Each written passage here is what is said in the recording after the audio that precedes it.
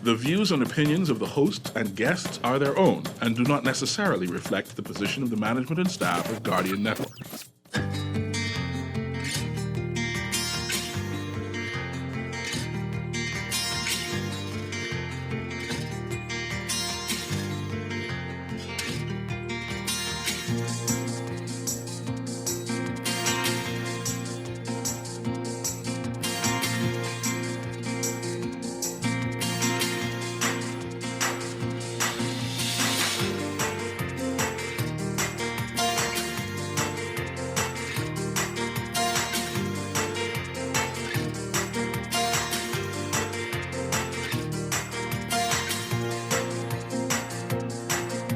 Good morning.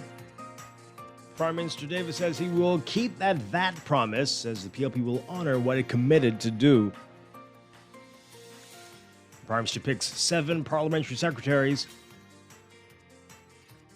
Former Prime Minister Minnis says the FNM will be a vibrant opposition, and the COVID death toll continues to climb. It's all straight ahead this morning. I'm Dwight Strachan, and this is Morning Blend. Wake up, it's a new day. Wake up, it's a new day. It's the start of a new way. You know that it's there. It's the start of the end of the old way. Revolution. Wake up, it's a new day. Wake up, it's a new day.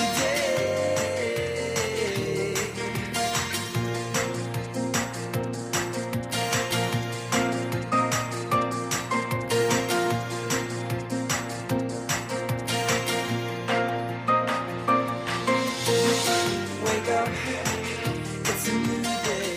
Good morning again, Bahamas. It is Friday, September 24th, 2021. This is Morning Blend on Guardian Radio 96.9. Again, I'm Dwight Strachan. In a moment, Stephen Hanna will be joining us. Also this morning, it's time for another drawing of the Bahamas Vaccination COVID Raffle. We've got 2 more winners to announce today. And later in Morning Blend Business, more on what the Prime Minister had to say about VAT. And we're going to be talking with our friend and the host of The Essentials right here on Guardian Radio, Hubert Edwards, about his interview with economic analyst and advisor Marla Dukran. A powerful interview that aired last night. We've got clips of it for you this morning as well. So a lot to get to, but let's begin with what's in the overnight, the latest breaking news from while you were sleeping, and the top national and international headlines this morning.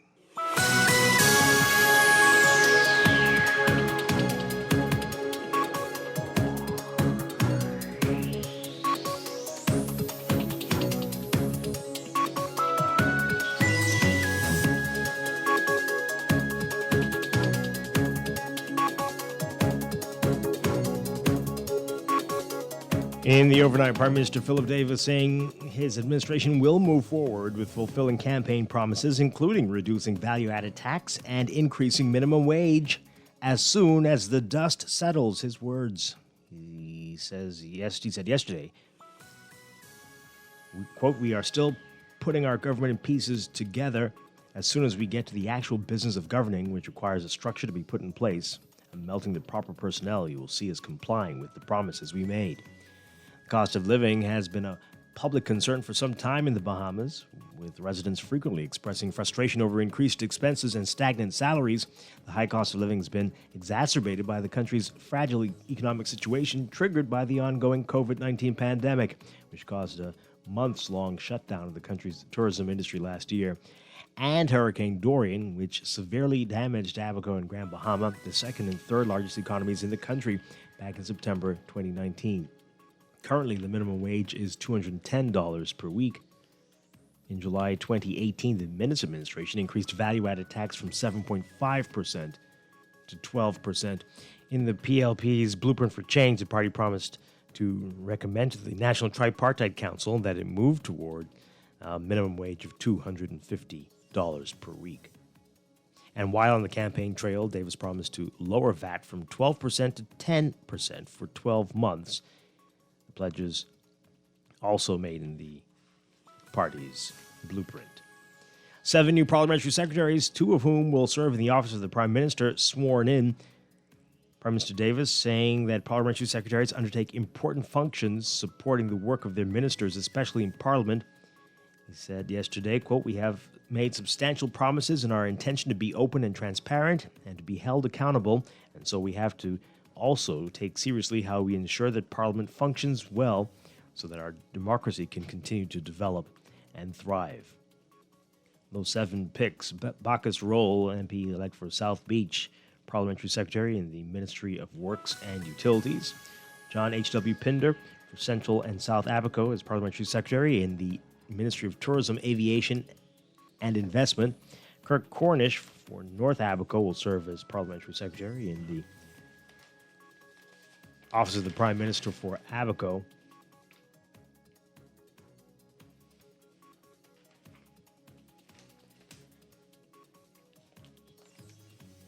Leon Lundy, MP-elect for Mangrove Key and South Andros, will serve in the Office of the Prime Minister as Parliamentary Secretary. Wade Watson for Bain and Grantstown will serve as Parliamentary Secretary in the Ministry of Economic Affairs. Leonardo Lightburn for North Andros and Berry Islands will serve in the Ministry of Agriculture, Marine Resources, and Family Island Affairs. Jamal Strawn for Nassau Village will serve as Parliamentary Sec in the Ministry of Foreign Affairs. Now, with the Ministry of Disaster Preparedness, Management, and Reconstruction no longer in existence, Davis says Cornish will play a vital role in helping to address the specific needs of the people of Abaco, which is still suffering from the aftermath of Dorian. He says Lundy will help to ensure that the Office of the Prime Minister's initiatives have an impact on the ground, helping the very people they're meant to benefit. While declaring that the FNM will be a very vibrant, aggressive opposition, former Prime Minister Dr. Minnis is pledging to hold the governing PLP's feet to the fire. Minnis, whose party won just 7 of the 32 seats in the House of Assembly last week, said, quote, "I will be going back into Parliament as the leader of the opposition with my parliamentary colleagues. We have had lots of experience both in opposition and in government, and be assured that we will be a very, very vibrant, aggressive opposition, and will keep the government's feet to the fire. They've made many promises, and it's essential that if you make promises, you adhere to the promises." That's Hubert Minnis, their leader of the opposition. 10 more COVID-19 deaths confirmed in the Bahamas, continuing the grim trend as new case numbers remain high. According to the Ministry of Health's COVID update, all the deaths took place between September 8th and 19th. 7 of the deaths were on New Providence and 3 on Grand Bahama, the victims ranging in age from 44 to 82. Overseas, Germany's political parties preparing to rally their supporters and win over undecided voters today, 2 days before a national election that will determine who succeeds Chancellor Angela Merkel after 16 years in power. Merkel's center-right Union bloc, with Armin Laschet as its candidate for chancellorship, has made small gains in the polls in recent weeks, but it remains narrowly behind the center-left Social Democrats, headed by Finance Minister Olaf Scholz. The Greens, who are putting forward their own candidate for chancellor for the first time, are trailing in third place, but could play kingmakers when it comes to forming a government. Experts say one reason why this year's German election is tighter and less predictable than usual is that the candidates are relatively unknown to most voters. Merkel's party has struggled to energize its traditional base, which has so far failed to warm to Laschet, the governor of North Rhine-Westphalia. It's a state in Germany. The Union bloc will have its last big rally in Munich, while the Social Democrats are holding an event in western city of Cologne. The Greens will stage their rally in nearby Dusseldorf. Climate change has been cited as the most important issue by many in this election. Youth groups plan to stage a large protest outside the Chancellery Friday today to demand tougher action on climate change.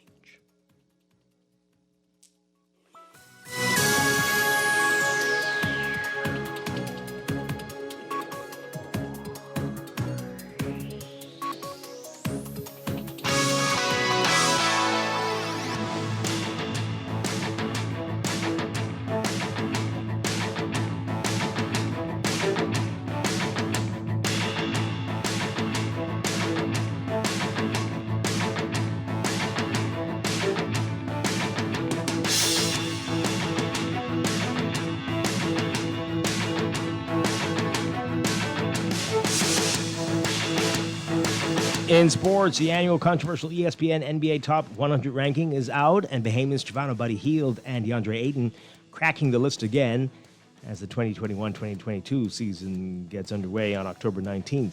Ayton cracked the top 50 at number 35, while Hield slightly missed out on the top 50 as he was ranked at number 51. The NBA ranked top 100 list is in its 11th season and predicts what can be expected from each player in the upcoming season. After helping to lead the Phoenix Suns to a rare run in the NBA Finals, Ayton moved up 17 slots from last season to number 35. It is the right trend to see the 2018 NBA number 1 overall draft pick heading in. You can read more about this in today's Guardian Sports section. New Minister of Youth, Sports and Culture Mario Bolag is hoping to get the Bahamas to return as host of the World Athletics World Relays event. The event was hosted elsewhere after was held at the Thomas Robinson National Stadium in New Providence in 2014, 2015, and 2017. Boleg says they will be looking at doing all they can to get it back in the Bahamas and hopes to grow sports tourism. The latest edition of the event was held in early May in Poland.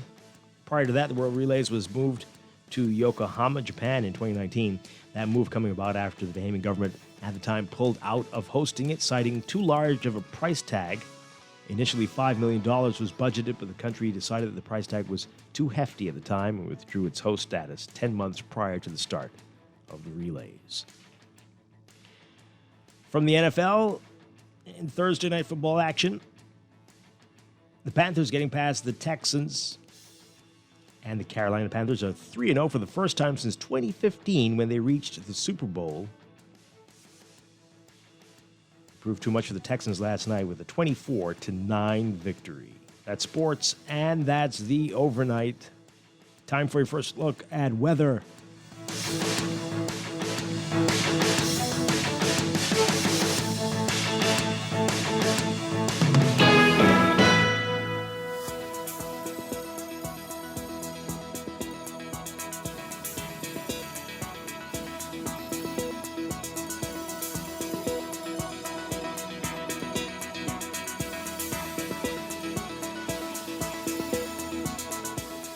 In your first look at weather for today, we've got a moist, unstable air mass along with a prefrontal trough that will generate more unsettled weather across the northwestern Bahamas. Meanwhile, high pressure also sits across the area. Mariners should be alert for possible waterspout and funnel cloud activity during showers and thunderstorms, and everybody being asked to remain hydrated and avoid prolonged outdoor activities as we're expecting another day with triple-digit heat indices. For the Northwest Bahamas today, look for partly cloudy to cloudy, hot and sticky conditions with widely scattered showers and isolated thunderstorms, heavy at times, through tonight. Expect gusty winds and higher seas, in or near showers and thunderstorms. Winds light and variable at times out of the southeast to south at less than 10 knots, seas 1 to 3 feet. For the central and southeast Bahamas, partly to mostly sunny, hot and humid today with isolated showers or possible thunderstorm, becoming fair and warm with a passing shower tonight. Winds east to southeast at 10 knots or less, falling light and variable at times, seas 1 to 3 feet. Temperature-wise, we're looking at highs getting up to around 92 Fahrenheit, 33 Celsius, but the heat index, as we said, will be in the triple digits, up to 105 Fahrenheit, 40 Celsius. Overnight lows tonight getting down to about 75 Fahrenheit, 24 Celsius. We are currently at about 79 under mostly cloudy skies in Nassau, 79 and some rain in the area in Freeport and Grand Bahama. That's your first look at weather this morning. We'll have your extended outlook and a look at the tropics after traffic in just a bit.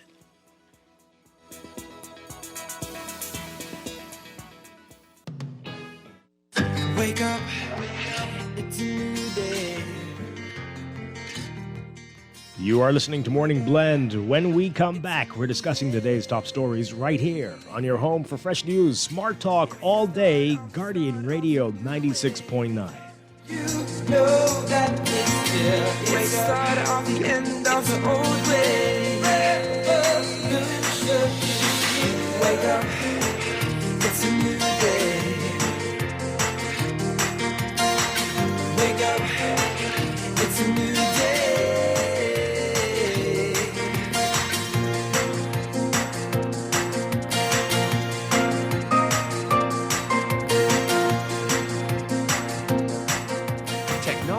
serves to make our lives better. So why not your business too? At Custom Computers, we've been maintaining our knowledge and relationships with top tech companies since 1987 and carry only the most trusted brands like Apple, Microsoft, HP, and more. No company has helped more businesses build reliable IT systems than Custom Computers. You name it, we've done it. Call 396-1101 to talk to any of our business experts.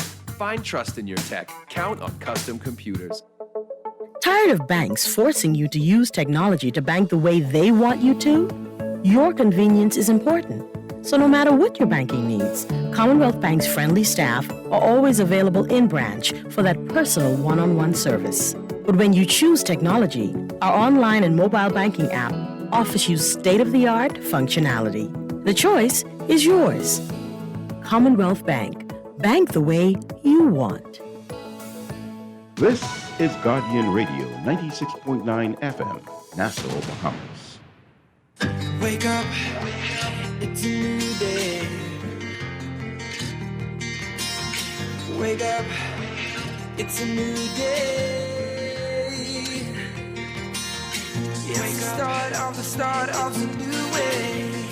You know that it's the start of the end of the old way. Wake up, it's a new day. Wake up, it's a new day.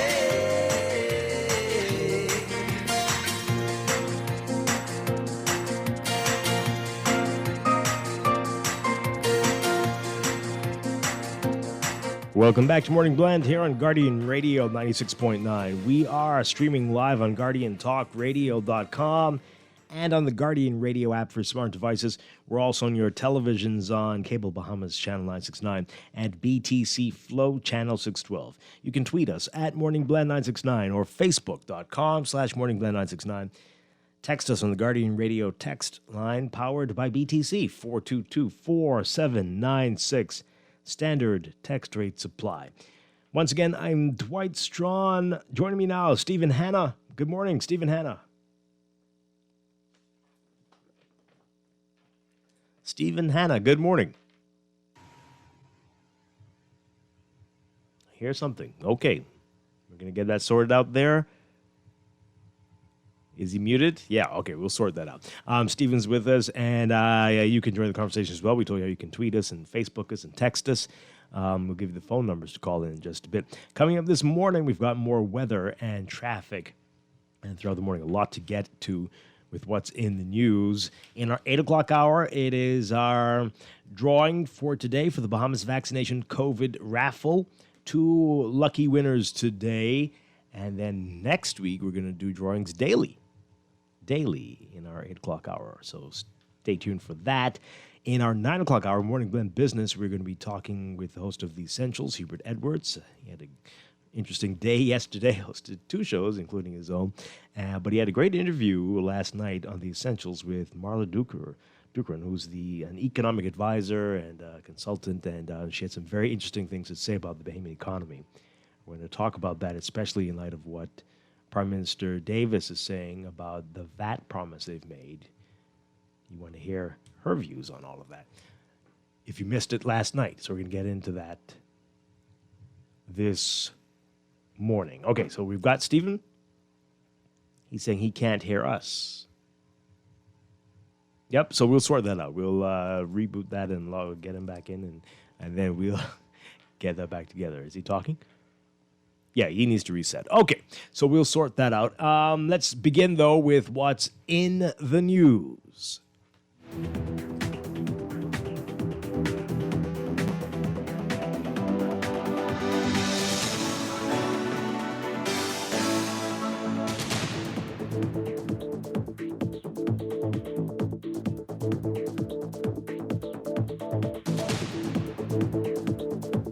Recording in progress.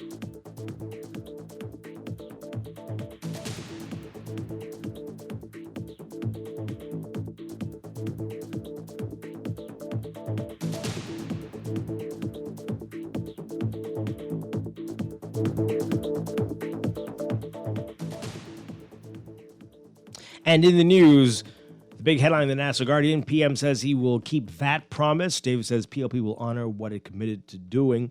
We're going to get into that, as we said, in depth in our 9 o'clock hour Morning Blend business about this and reaction to this coming up. So that's what we're going to get into a little bit later. Of course, yesterday, the parliamentary secretaries were picked, 7 of them, 7 more.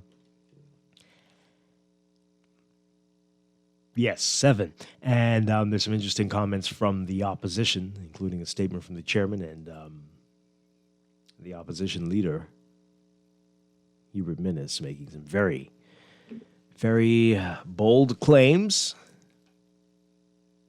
So let's get what the opposition is saying first. Let's do that, and then we'll get into the picks and the first cabinet meeting that was held yesterday and what the Prime Minister is saying after that. And so this is I nearly fell out of my chair when I was reading this, if you heard. So this is from the opposition. So our Jasper Ward writes about this in today's National Guardian. While declaring that the Free National Movement will be a very, very vibrant, aggressive opposition, the former Prime Minister, Dr. Hubert Minnis, pledged to hold the governing Progressive Liberal Party's feet to the fire. Minnis said, quote, I will be going back into Parliament as the leader of the opposition with my parliamentary colleagues. We have had lots of experience, both in opposition and in governance, and be assured that we will be a very, very vibrant, aggressive opposition and will keep the government's feet to the fire. They have made many promises, and it's essential that if you make promises, you adhere to the promises.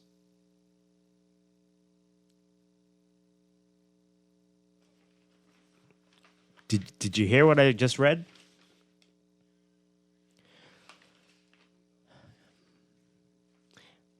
They have made many, many promises, and it's essential that if you make promises, you adhere to the promises. Don't immediately come out of the block saying you were going to decrease VAT from 12% to 10%, but you can't do it anymore.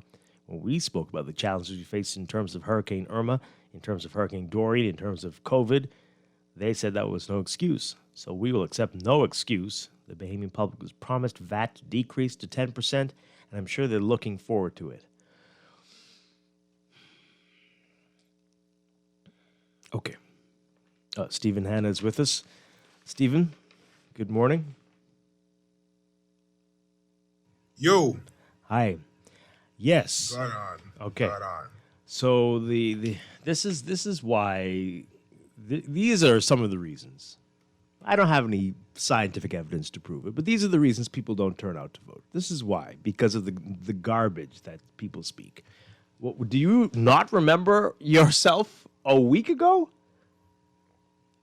They have made many promises, and it's essential that if you make promises, you adhere to the promises. I'm about ready to curse.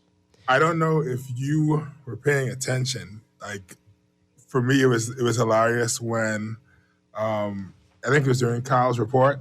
Like, you could hear Minister's voice. Like, it started off all crackly and stuff, and then like as he got back into the role of leader of the opposition and realizing, oh, I could complain about the same old stuff, his voice got stronger and the music started swelling. And it's like, because like it went from, yeah, it's rough. And then it's like, we will hold their feet to the fire. So you're saying, and they made promises, and I am back. It's like, that's what it or was it the robot took over, or some sort of? No, it wasn't a robot. This is like so much emotion, right? And it's like, it was interesting to see like that switch. It was like it was almost theatrical. So like psychotic. It felt like the end. Well, I mean, I guess, it's a tad psychotic, but it felt very much like the end of one of those interesting movies, like a weird college movie. So this or a horror movie at the final minute when you think the villain is dead, but then he slowly opens his eyes, like that. That's right. Yeah, something like that. Okay. The end of Freddy versus Jason. Hey, there you go. All of the Freddys and all of the Jason movies. It's always the same. Okay, so we will accept no excuse. Huh? The Bahamian public was promised VAT to decrease to 10%, although they were saying that it would be a terrible thing. Remember that? And the Bahamian people, okay, we were looking forward to a lot of the promises that the Minister administration made too. Greatly looking forward to it. Like, really. In fact, that's some of the reasons why some people voted for them. Because of the promises. But apparently now, after September 17th, we know that prime ministers must adhere to promises. We didn't realize that before. Not for the 48 years that we've been here. Oh, my goodness. Minnis says that he and the other 6 FNMs who were elected to Parliament will sit down and analyze what the PLP is doing. He said they will be, quote, aggressive in making statements. Oh, my goodness. Okay. So the FNM chairman also issued a statement yesterday. I'm going to read that for you. This is in response to the 7 parliamentary secretaries that were sworn in yesterday. So this is the statement. The national chairman of the Free National Movement, Carl R. Culmer Sr., issues the following statement. Today, several more individuals join the already crowded field of PLP MPs that have been appointed by the Prime Minister to either serve in the cabinet or as parliamentary secretary. Despite their bogus pandering to the less fortunate and an already struggling middle class during the most recent... Wait, who's saying this? Carl? Carl Culmer, yes. Okay. Despite their bogus pandering to the less fortunate and an already struggling middle class during the most recent electoral campaign, and multiple promises of fiscal prudence and conservatism, I note another Gussie May PLP cabinet has been formed. This prime minister has seemingly appointed the largest cabinet in the nation's history, with some 22 individuals comprising the executive branch of government. An additional 7 PLP members of parliament have been appointed as parliamentary secretaries. I implore the FNM's parliamentary team to be bold, courageous, and steadfast in holding the executive branch to account, as they are now the only opposing voices in the House of Assembly, with very few PLP backbenchers in existence, and having a strong voice on behalf of the Bahamian people. FNM MPs must safeguard the integrity of government. They should remain cognizant of the fact that they are the guardians of a transparent and accountable government, and they must ensure an equitable and fair administration that doesn't only benefit some, but all Bahamians. Okay. Mm-hmm. You know, sounds very familiar. Sounds very familiar.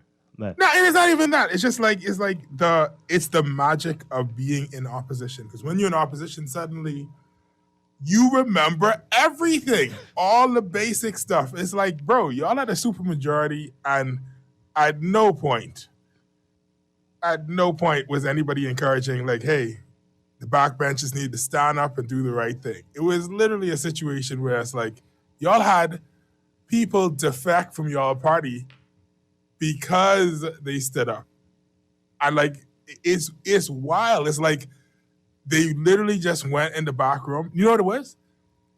After the election, they went out into the road, they gave each other the keys to each other's headquarters, and they just switched places. like the PLP was like, give me that here's shirt. the Give me keys that to shirt. the place. Yeah. Right. And then they're like, okay, I'll be opposition. Okay, it's my turn. And it's like, is the manual still where it is? Yeah, open it up. We're singing from page 34 of the hymnal. You should not be afraid to talk against your leader as the backbenchers. And this is a very large cabinet. And they say, no, don't say it like that. Don't say it like that. With a large cabinet. Say it with more energy. They won't believe you. Right. If you don't, okay, thanks a lot. Okay, and the see you in 5 years. Say, We'll switch. They say, we won't pay any attention to what the FNM has to say. We are busy leading the country. Is that good? Yeah. Is that good? Mm-hmm. That's good. All right. That's what it feels like. It doesn't feel like these guys they are so used to just going back and forth, and now it's my turn to play cowboy. No, it's my turn to be the Indian. No, it's that's all they doing. That is like, I honestly, like, I wish I could get upset about something. I hear people complaining about the Gussie May cabinet. playing these very long songs about just because she fat. Excuse me, sir? I love old KB. I'm just saying. Wow. I've heard people having the conversation, Well, and it's that was a difficult very for fitting me to song. even care. I guess, man. I like the song. Don't get me wrong. Right? I just find it difficult to care because I've seen this movie 100 times, and it's not like a movie that gets better with repeat watching. There's some movies. Oh my goodness, I didn't notice that before. Did you see in the corner there's an Easter egg? No, this isn't that movie. This is the boring movie that is like you only had it on because you couldn't find the remote. You know what it reminds me And of? now, It's like the ahead. Fast and the Furious franchise, right? but with less attractive people, I agree. Oh wow! But it's the same, the same foolishness every time. It's a new one, and there's more explosions than the time before, and people are back from the dead all the time, and it's like I don't know, Dwight. wow. It would be the same, except the Fast and the Furious, at least they went to space. Like they upped the ante all the time. I have zero confidence that any ante they will be sent upped. the clown characters into space. Of course. Yeah, so- you never homeboys that's from not- outer space. right. It's not like they're coming up with anything original. Right. That's where these two are totally in sync. Whereas like there will be nothing original. Like Carl Comer complaining about pandering to poor people is hilarious when it's like, how many times have we heard that Menace is from Baintown? That means nothing. How many times have we heard about the over the hill development? Right? Like we've heard all of you pander to poor people because poor people is the majority of the country. If you don't pander to them, you don't get no votes. Yeah. You got to pander to poor people. Now, if you really want to fix it, then you wouldn't have any voters because if people have enough time to think rather than scurry about and try to figure out how to eat and not die, suddenly you have people saying, none of this makes sense. Let's change all of that. Wow. But as long as the only thing I have time to do, Dwight, is to go to the 52-week program that you give me, I don't have time to sit down and let's look at legislative agendas. That's rich people talk. That's people who have leisure time to sit down and argue about. I don't have the time for that. I have time to go to work and come home, maybe get my wife or girlfriend pregnant. And now that I've done that, I have to listen to this baby crying and then get drunk. I don't have time for nothing else. All I have time to do is get stressed out and figure out a way to get unstressed. Okay. I don't have time for anything else. There's more from the F&M statement here, Carl Culmer. He says, Mr. Davis has already shown the Bahamian public that he will not abide by the meaningless words delivered in his flowery speeches, where he promised to govern for all Bahamians, as there are already numerous claims of victimization of persons who possess alternate political philosophies to the PLP. We'll get to that in a second, and this is a very disingenuous statement here. Anyway, It gets better and better every day. my goodness. 1 week has passed since the Bahamian people decided to elect the PLP, and within this time frame, several persons have already been summarily dismissed from their jobs during some of the most challenging economic times in our nation's history. Wow. Is this governance for all? Is this caring and compassionate leadership? This is the administration that promised to not only govern for all Bahamians despite party affiliation. Oh my goodness. They made an impassioned campaign to the Bahamian public that they would ensure that the most vulnerable among us are protected and have a safety net. It is only reasonable to assume that the intent is to take care of these Bahamians through the use of unemployment benefits, as the Davis administration has already set scores of persons to the unemployment line. What is happening here? While I would want to wish this administration well as they endeavor to begin their term in office, it is critical to outline that certain promises have already met their speedy demise, and the sun has apparently already set on the so-called new day that was pledged to the Bahamian people. All right. Now that is just almost wicked. That the last part of that statement there. And we know that this is not how things work, and that this happens every time there's a change in administration. Your people who are your key advisors are not. They don't stick around for the other people. That's not how this works, right? And okay, let's go back. Let's to this report where the Minister for the Public Service, Fred Mitchell, was asked about this, what Carl Culmer is speaking about there. Some people were sent home, but take a listen to their situations and why this is different. This is the report from Berthany McDermott. Addressing speculation that employees at the office of the Prime Minister were axed under the Davis regime, Foreign Affairs and Public Service Minister Fred Mitchell explains this isn't unusual. Speaking on the sidelines of the swearing-in of 7 parliamentary secretaries, Mitchell says the roles in question are typically political appointments. There are political level appointments, and then there are public service appointments. Public service appointments are protected appointments. Political level appointments, which are usually contractual, can be determined by the new administration when they come in. And the practice is that those persons at that political level should offer their resignations to the government, and then the government will indicate whether they accept or not. This, as many are suggesting, Eyewitness News Director Clint Watson is set to assume a top role in communications at the office of the Prime Minister as early as next week. Mitchell says the switch-up is a matter of routine. So that it most usually happens in the OPM and certainly in the Ministry of Foreign Affairs. So, for example, all of the ambassadors would have, as a matter of routine, because they are political appointments, offered their resignations to the government. And in due course, the Prime Minister will decide whether or not to accept those resignations or to allow them to continue. As for the public sector as a whole, Mitchell implied public sector workers can breathe a sigh of relief, as he says he doesn't foresee any layoffs. I don't think the pattern has ever been with the PLP that there's been layoffs. And I don't expect that to be the pattern this time. So I don't think that arises. Reporting for the Guardian News Network, I'm Berthany McDermott. All right, so this happens. Your people come in, they're working intimately. They are setting the communications for the government. Those are not the positions that stay, or at least not the heads of those areas, and they're only there on contracts. This has been happening. To act like this is brand new and shocking is really very odd. Well, don't forget, everybody is trying to push the whole victimization angle. So. No. But these people know this, and they know this very well, that this is a temporary job. You're likely to only be here for 5 years. And anyone who gets hired now to replace those folks should know that as well. Maybe you should make those giant purchases unless you can pay it off in the 5 years, because after 5 years, there's no guarantee that you'll be there. This has been known. This has been happening. So this is not... Oh, you know what's better? You know what's better, Dwight? If some of these stuff weren't political appointments.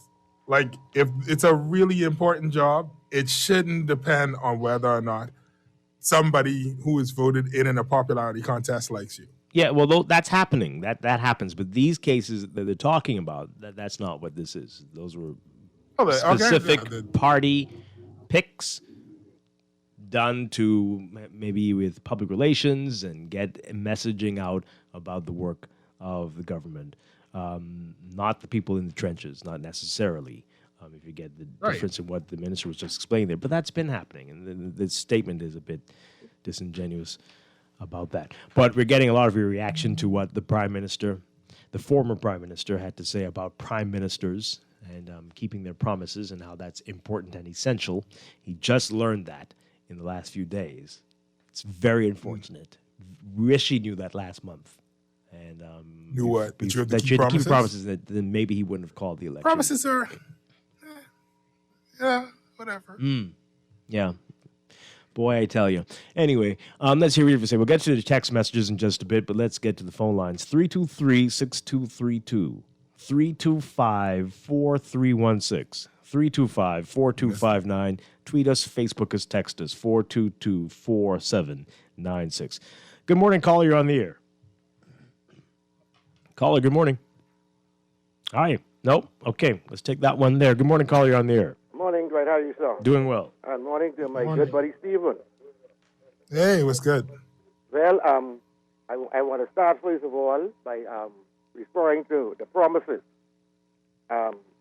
Because the former Prime Minister talked about the current government keeping promises. And last time I called, which was on a Friday, remember I said I don't trust politicians because they make promises they don't intend to keep. So suddenly, now that you're out of office, you want to now encourage the incoming government to keep promises. And so we, as Bahamians, are going to expect the new government led by Mr. Brave Davis to fulfill and keep his promises.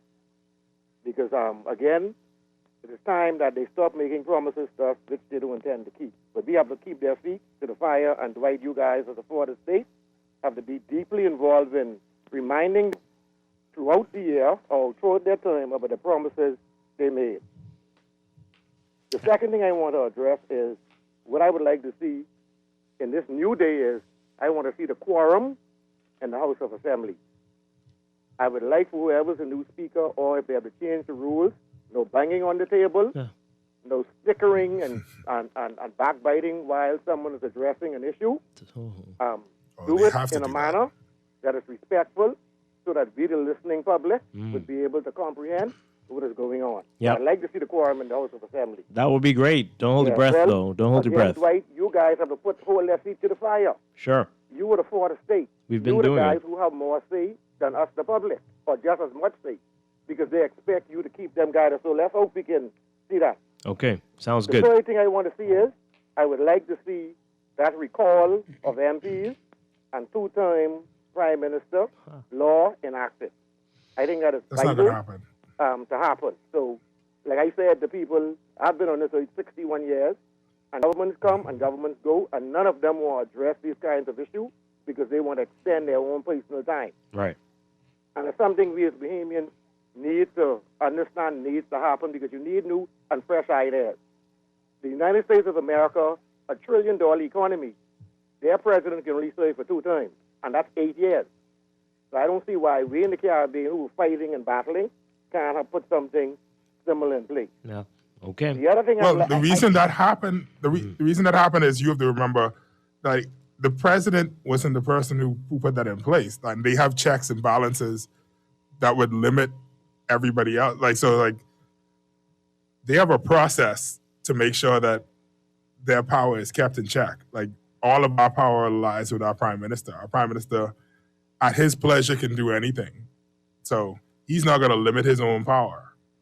Well, that's not entirely true, Stephen. But if they want that will happen. But they don't want it. Who's going to do it? It could happen if they want it. If they are committed, if the party says this is what we want, all of those parliamentarians, if that's what they want, they can make that happen. Right? He's not the king. If that's what they're serious about, if the party says, yeah, we're going to do this, and no matter how much the prime minister says, well, I don't like, but yeah, they're going to do it. First of all, no party is going to do that because that would also limit their power. That's the issue. The parties aren't. So the people, but it's and not their just power the prime is minister. through him. Yeah, it's bigger than that. It's all him. But there has to be a political will, not just the one man, but everybody. If they can make that happen, if they really wanted it to happen. Let's take this call. Good morning, caller. You're on the air. Caller, are you there? Good morning. Yes, good morning. Hi. Yes, since Lyndon Penland, right, since edition in 8, right, our democracy in our parliament has been suspended to the Gussie May cabinet, to the rubber stamp of the lower floor. You know, the upper floor to a constitution has been a rubber stamp because the prime minister can appoint and disappoint them. But the prime minister cannot appoint and disappoint our legislative branch. You see, but he effectively make them a rubber stamp by appointing them to his cabinet. You hear me? Yeah, we and you know, the issue is this the check. You see, like your guest says, man, they are check on the executive. The executive can't do nothing. He can't spend money unless they say he can. You know, and he can't fire them. He cannot fire anybody in the Senate in the United States. He can't fire anybody in the Congress. The people's job is to do that. You see, and but we don't have that. Pardon? I say, but we don't have a similar system. Well, we don't have it. The same thing in the UK. There's a check in the UK. You know, that's the Westminster. We don't have to change the system. It's there in the Westminster system, but we suspend it. You know, as pertains to it. You know, and that's wrong. And see, and see, we don't need to hear the opposition, you know, saying that they did that. So You know, and you know the government's going to say, well, they did that too. But it needs to come from us, the people. Us, the people. We need to say that. And you know, I've been making surveys, man, and I'm saying, I'm the only one of few. You know, maybe Aaron Green, and sometimes she flip-flop with it. She get, You're not the only one. Come on now. Stop it. But yes, you're right. This is foolishness, and it has to stop. But the Bahamian people have to be more vocal about it. We don't have to accept the nonsense that we are doing right now. We don't. When people talk about the change, don't ignore it. Support what they're saying. Listen, do some research on your own. It doesn't have to be like this. The things that you're complaining about. What is the action? What's the action though? I mean, I hear what you're saying. Inform yourself. That's the first step. But beyond that, what is the action? Like, do we go and find a lawyer and draft up legislation ourselves and take it to our MPs? Because like, it's not like these guys haven't heard this, and it's not like we just started talking about this. And when I say we, I mean literally me and you. Right? There have been people talking about this for years. From when I was 14, I remember people talking about term limits for a prime minister. Right? And I'm sure it existed before that. People have been talking about it. They are all aware of it. Some of them probably complained about it when they weren't in power. What is the action that you want the public to do? You got to do everything. So yes, so some people can. I'm just saying. I'm telling you now. Right? Yes. So you draft the legislation. You write letters. You go down to their offices all the time and tell them that you need this. We have protests. Everything you can think of. Just talk about it. If you call in, talk about it all the time. Say that it's time for the reform. It's time for this to change. Everything you can think of. Every time you see one of them, say, hey, what's happening with the term limits? What's happening with this? Why do we not have an active backbench? Why can't we have limits on the number of people in the cabinet? All of the things that you're concerned about, all the things that are causing you concern right now, every time you see somebody, say something. Every way you can think of, whatever it takes. Wear shirts that say it.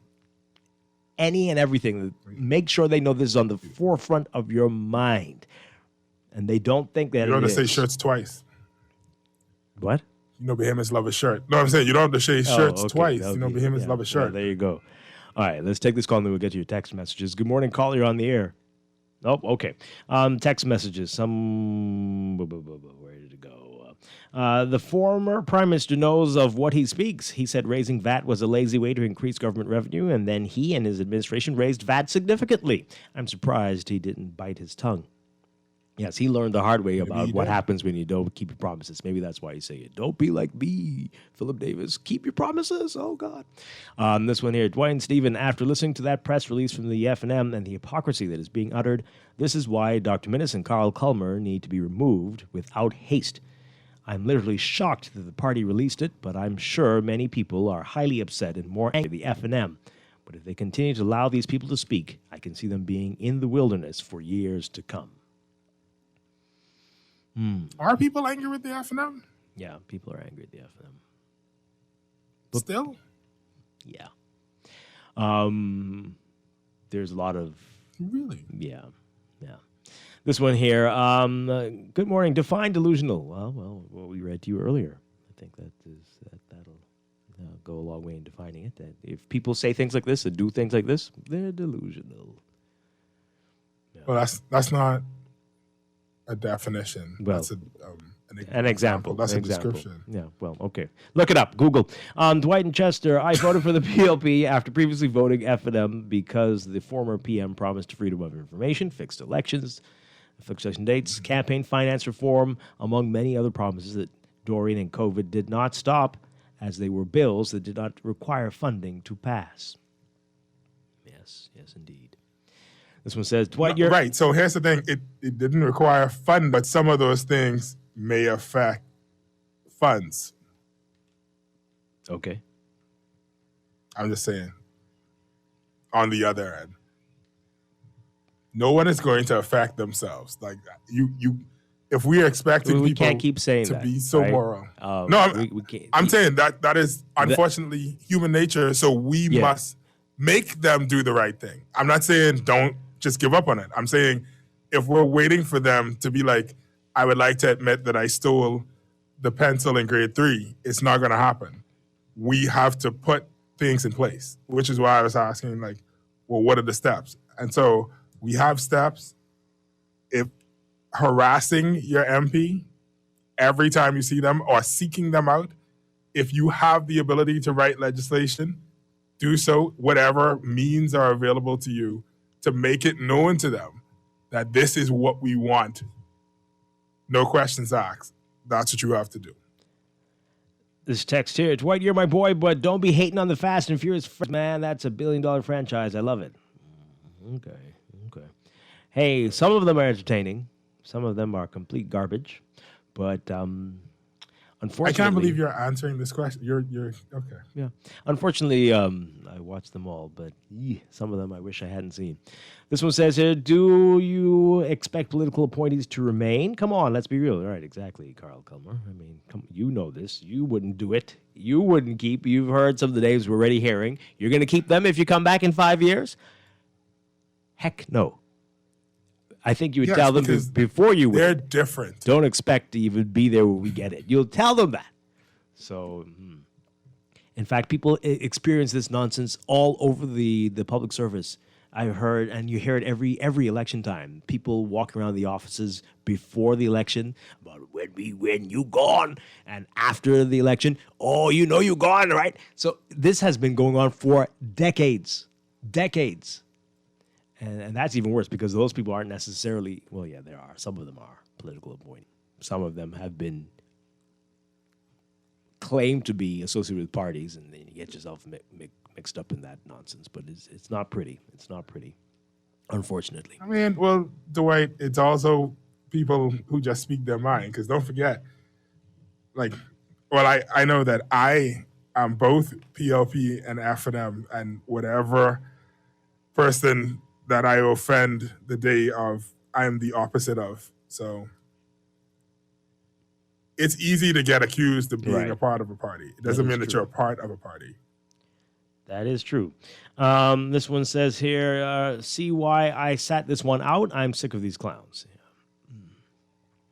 Another text. The FNM and its party leadership ought to show class and allow the governing party to get on with its affairs with about 6 months void of interruptions or silly talk. Well, however, that would take maturity, which has been absent from our politics for a while. Interruptions, I don't know what you mean by that. I mean, they've got to speak out if they see something going astray, right? All right. But silly talk, yeah, we could have, everybody, let's ease up on silly talk indefinitely. How about that? You know what it is, Dwight? It is one of those things where it's like, we are both criticizing Carl Culmer for his lack of being able to read the room. But at the same time, it's not that what he's saying is incorrect. Governments should keep their promises. If this is how you got here, this is what you should do. With that said, the person saying it is suspect because you guys didn't do it. Right. But it doesn't change the fact that what they're saying is true. Very true. Yes. It's like, God could use anybody. Remember Balaam? Let's take these calls very quickly before we take a break. Good morning, caller. You're on the air. Morning again, gents. I drop out trying to give you all my couple of points of what I would like to see happen, so I'd just like to continue. Okay, really quickly. To do it as quickly as possible. Mm-hmm. Another thing I would like to see, Dwight and Stephen, I think it's time to be Queen. See, because when you pledge your allegiance to the Queen, it does not mean you're pledging it to the Bahamian people. So I would like to see a law enacted to change that. And Dwight, I want to give you a recommendation before I forget. Here you were talking about all those things about keeping things in the forefront. Mm-hmm. I want to encourage you to maybe start a email address where people can send their concerns to you as the media and take 2 or 3 minutes of your show just to put those out there in air and encourage people to do like you say, hold their feet to the fire, keep writing, keeping it in the air. So that's a recommendation that you could probably find a 5-minute segment for that. Oh dear. Are you think they're listening to the shows and they stuff? Do. You know? Trust me, they do. You know how I know they do? Because a lot of them don't know my name, but they know my voice. Mm-hmm. So I never give my name, but they'll tell me, boy, I hear you on the show. You made good sense. You're talking sense. They listen. I know they're listening. Okay, but then the other point I want to speak to is I've heard the same thing happen last government, transparency. We will be transparent with the Bahamian people in what we do. The former Prime Minister said it. The incoming Prime Minister said it. I need to figure if they can create some law or something to say. If they promise to do that, to be transparent with us, and they don't do it, we have some kind of recourse. So I think that needs to happen because we're tired of saying, okay, we can be transparent, and you be transparent for your first 2 months. After that, that's it. And the final thing I want to give, because my wife tells me I got to cut my lip. The final recommendation I want to give, if we are going to get our economy out this route that we find ourselves in, we got to look at corporate tax. We have all of these businesses coming in here, and a lot of the profit is going abroad. For instance, the casinos and hotels. I think we need to take more from them to put into our economy, because if our economy sinks, they also sink. So we need to start getting back some of that profit to help build our country. Okay. I think we can also increase what they call seafarings. The amount of ships passing through with the fees that they're charging now is little to nothing. I think they can and should increase those fees in order to get some new money, because it's not going to happen anywhere else. We can't really borrow. So we have to find ways to get this new money, and the new way to get this money is start taxing these people who are raping us and sending all the money of the country. And for that, I say thank you again for taking my call. Thank you very much. Thank you very much. A long list there. Wow, good stuff. So about transparency, I mean, they're all transparent because we can see through all of them. Isn't that what transparent means? Wow. That like sounds. I could see through you. That sounds like a major burden that he suggested with the email thing. But hey, you can do it. Send morningblend@nasgard.com. We'll see. Did you guys increase the size? Right. My inbox? email 'Cause I feel inbox fills up very quickly. I'm going to have to do a new one. But anyway, let's see. If it gets overwhelmed, then I'll create a new one. Then we'll do a reel. Give some time, at least every couple of weeks. But let's see what happens. Morningblend@nasgard.com. All right. We got to take these calls really quickly because I got to go to the break. Good morning, caller. You're on the air. Are you there? Hello. Hi. Good morning. Hi, good morning. Turn on your radio for us, please. Okay, sorry. I'm just calling Dwight in regards to the way the country's being run right now with them talking about victimization and what's not. This is something that they actually know happens with every government. So I don't know why when people, when these persons know that a new government is coming in, that they would actually not resign and have to be asked to move and then make it look like someone's victimizing them. Right. That's not what it is. And then at the end of the day, we all live here, and we haven't given this government a chance as yet. It's only been 8 days. Yeah. So we just need to just sit back, let them do their jobs, and then at least let's say in the first 6 months, let's see what happens after that. But we're not even giving them a chance, and these people are just saying they're doing it. It's not the case. This happens in every government. So this is nothing new. Yeah. And all over the world. All over the world. Yeah, absolutely. And Fred Mitchell explained it perfectly. This is my first time calling the show, but I just feel that's something I had to say this morning. I appreciate it. Thank you for calling. Okay, have a good day. You too. Yeah, Fred Mitchell explained it very, very well there. That's what you do. Resign if we feel that you're good. You really added a lot. We're going to keep you. If you are political appointees, and these people know who the political appointees are, as opposed to the public servants, right? You just got here after the election. You are working very closely with the ministers, and you're not right. No one can tell you what to do. Not even the PS. Oh please. Anyway, good morning, caller. You're on the air. Dwight and Stephen. Hi. Dwight, this happened all around in the world, the United States. That's why it takes 3 months. Thousands have to go home. Thousands political jobs have to change. Mm-hmm. For the president to feel comfortable and around his office, around the staff, all goes home who came from Bush, from Trump era. Biden even his own people. Thousands got to come.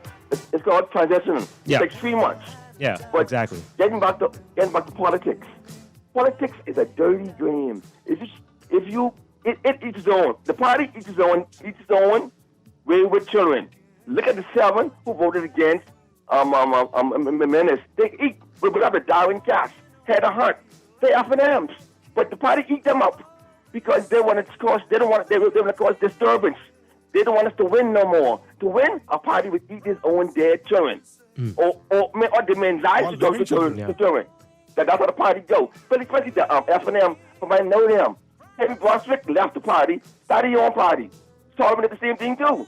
You watch these seven are turn on menace. That's just the F&M party. They each his own to win. Well, they ain't got. They just does it. He won't be there for too long, so. But hey, thank you very much. Yeah, we're going to take a break and be back with a whole lot more. This is Morning Blend on Guard 9. Stay with us.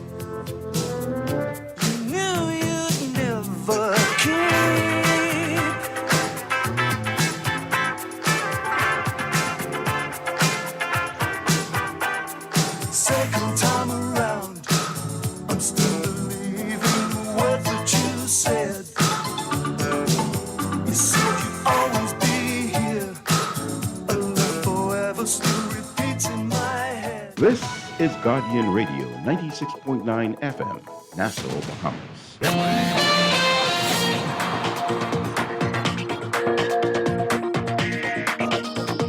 Time for your first look at traffic for this morning, brought to you by RBC Royal Bank. In your real-time traffic, the hot spot, as usual at this hour, Mile Butler Highway. Heavy traffic from north of Fire Trail, the roundabout there. You'll see that traffic early, and it's all the way up to Tonic Williams-Darling Highway. Glass Road looking a little bit better for you, but still heavy as you get closer to JFK Drive this morning. Elsewhere, Carmichael Road, Building Hill Road, and Blue Hill Road, you're going to see some traffic in the northbound lanes near St. Vincent Road and near Carmichael, and especially north of Soldier Road as you get over that hill heading toward the intersection with Independence Drive. Elsewhere, we've got just some pockets at the major intersections on the island, and especially near Marathon Mall, Robinson Road, between Claridge Road and the westbound lanes there, and Robinson and East-West Highway. And then further up Prince Charles and Beatrice Avenue, building traffic on Fox Hill as well, especially near Yamacraw, but looking relatively good this morning. East Street South is seeing some issues near Bamboo Boulevard, Zion Boulevard, that intersection looking busy for you too. That's what we're looking at so far. That's your real-time traffic and your morning blend traffic alert brought to you by RBC Royal Bank, banking reimagined.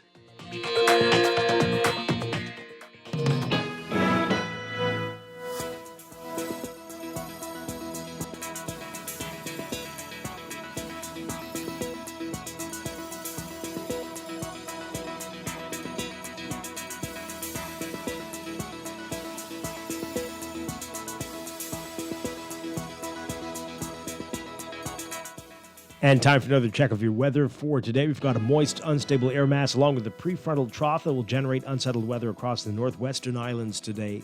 High pressure also sits across the area. For the northwest Bahamas today, look for partly cloudy to cloudy, hot and sticky conditions with widely scattered showers and isolated thunderstorms. Some will be heavy at times through tonight.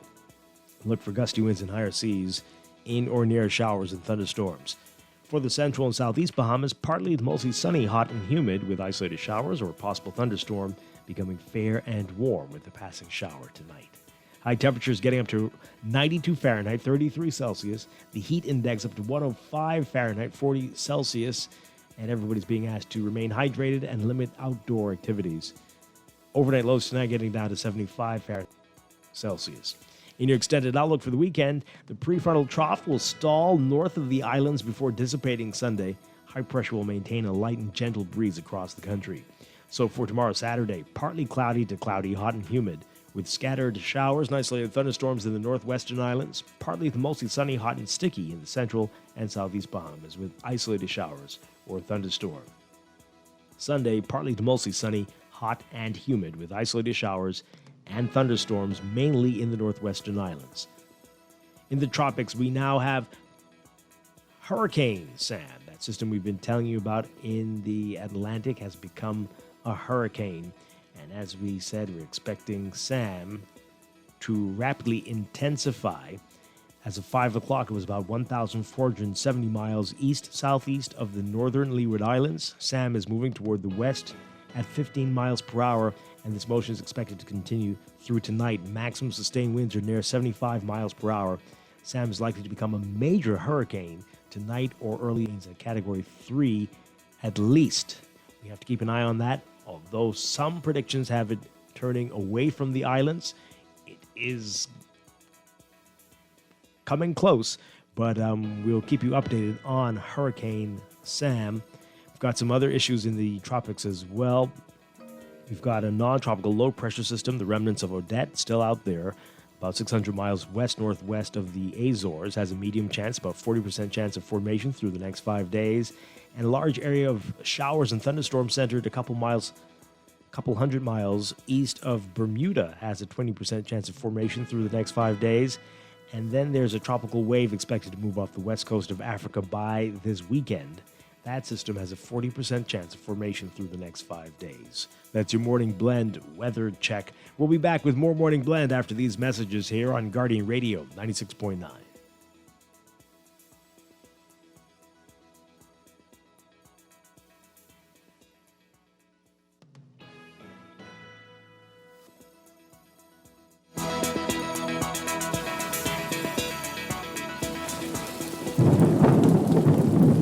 Be prepared for the rainy season with an RBC loan to fund your rainy season essentials. For hurricane shutters, generators, solar power systems, or general home repair, RBC offers a range of flexible and competitive financing solutions. Let us help you get started at rbc.com/Caribbean/get-a-loan. Special conditions apply.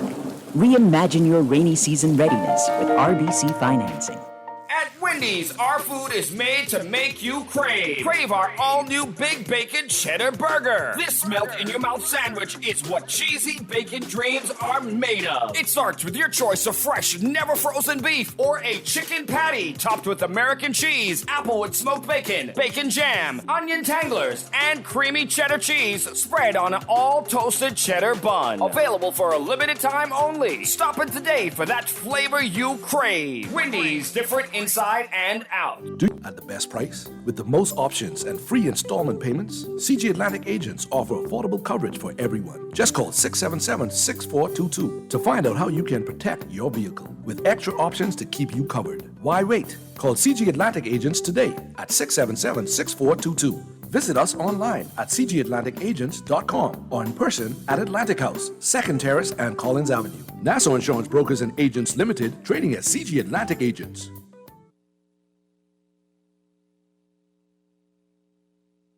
Best rate, no delays. Best rate, no delays. BTC gives more savings on the best fiber internet. It's super fast with super savings in every package. Compare and see for yourself. Enjoy up to 150 megabits per second plus 157 TV channels and unlimited home phone minutes for only $99.99. Best rate, no delays. Visit a BTC store to sign up for the best internet experience on the Bahamas' best fiber network. Conditions apply.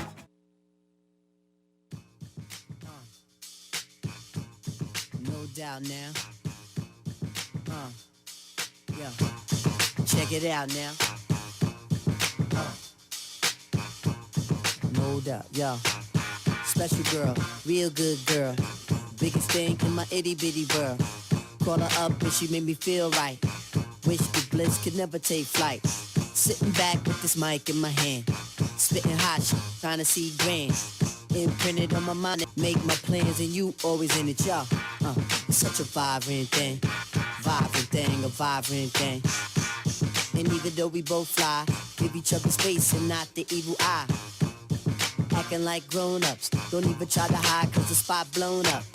Girlfriend, We're back here with Morning Blend on Guardian Radio 96.9. Dwight Strachan along with Stephen Hanna. He's saying vibrant, Guys, not okay over there? vibrant. But hey, it's close enough to what the FNM says they're going to be. Vibrant opposition. And making sure the Prime Minister keeps his promises. V's are interchangeable. Yeah, exactly. Because Prime Ministers have to keep their promises. So says Hubert Minnis. Yeah, that one says that. You got to keep your promises. Wow.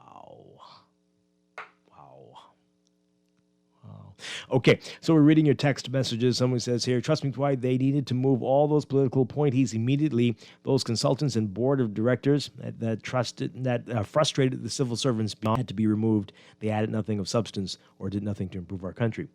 Also, I mean, if they're the ones who were giving these folks advice about or didn't speak out when they said they were going to, hint that they were going to call the election, and they just sat back and said, okay, Prime Minister. No. Obviously, you can't be working around here. You seriously? But see, all of that is the problem, the way, because honestly, we don't know if they're giving advice or if they're there just to make up numbers and collect a check. Because I listened on Monday. Palm seems to be convinced that a lot of these appointments are, it's either payback or it's so that the person has enough money or something like that, right? And it's is it that they are just there now which one we're mixing up? Because they want the money. Which you're talking about the? Well, I know she was talking specifically about the parliamentary secretaries and stuff like that, and the cabinet ministers. But I mean, right. Right. But some of these persons, are they also there because, oh, well, he was doing rough and he's a faithful member of the party, so let's give him this position. It's a soft position. He don't really do nothing. Of course, that person's not going to tell the person who is giving them an extra $60,000 a year, hey, you got to stop what you're doing. My advice to you is to do X, Y, and Z. And because they'll say, my advice to you is to shut up unless you want to go back on the street. Wow. So it's So what are you to do if you're in a new administration? Are you supposed to keep that person around? We understood you were afraid of being tossed out if you spoke up, so we'll keep you around. And then the same thing's going to happen there. I'm not going to say anything to you either because I'm afraid you'll toss me out. So what? We can't win. No, some of these things, clearly you should hire your own person because your speechwriter shouldn't be, it should be somebody who knows you and understands what you're capable of. Some words you cannot pronounce. You don't want that person writing it. Fine. That's fine. Stuff like that, whatever. If the prime minister has one. But assuming that such a thing exists. Only one person know how to cook his corned beef and grits the way he wanted. So fine. The other stuff, it needs to be you are hired based on can you do this job? Mm-hmm. And that is the whole sentence. Can you do this job? You should be able to do this job whether or not you like your boss. Because in the private sector, most of us don't like our boss. But we still go and do the job. What you're talking about. All right. Well, as you heard, the boss in the situation. As you heard, you tender your resignation, and if they see that you are worthy of staying on, they'll invite you to stay.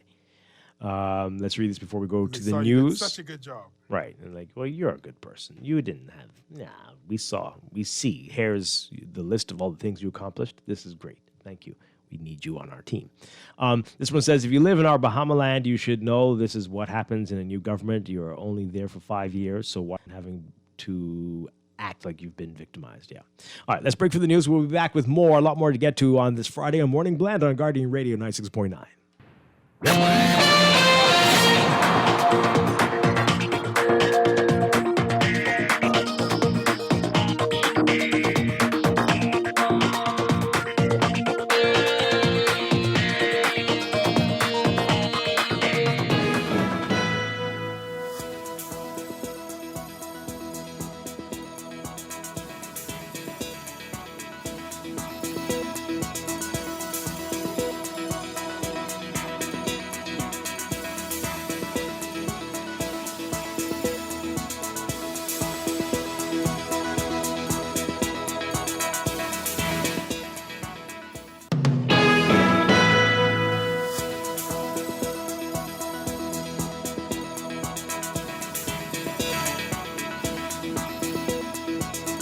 Welcome back to Morning Blend here on Guardian Radio 96.9. We are streaming live on GuardianTalkRadio.com and on the Guardian Radio app for smart devices.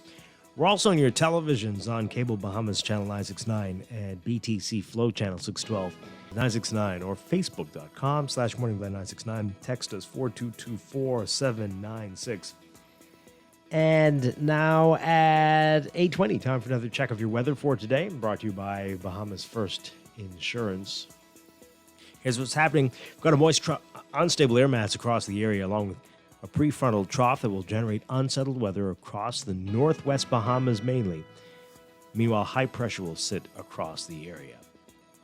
For the northwestern islands today, look for partly cloudy to cloudy, hot and sticky conditions with widely scattered showers and isolated thunderstorms, heavy at times through tonight. Expect gusty winds and higher seas in or near heavy showers and thunderstorms. For the central and southeast Bahamas, partly to mostly sunny, hot and humid with isolated showers or a possible thunderstorm, becoming fair and warm with the passing shower tonight.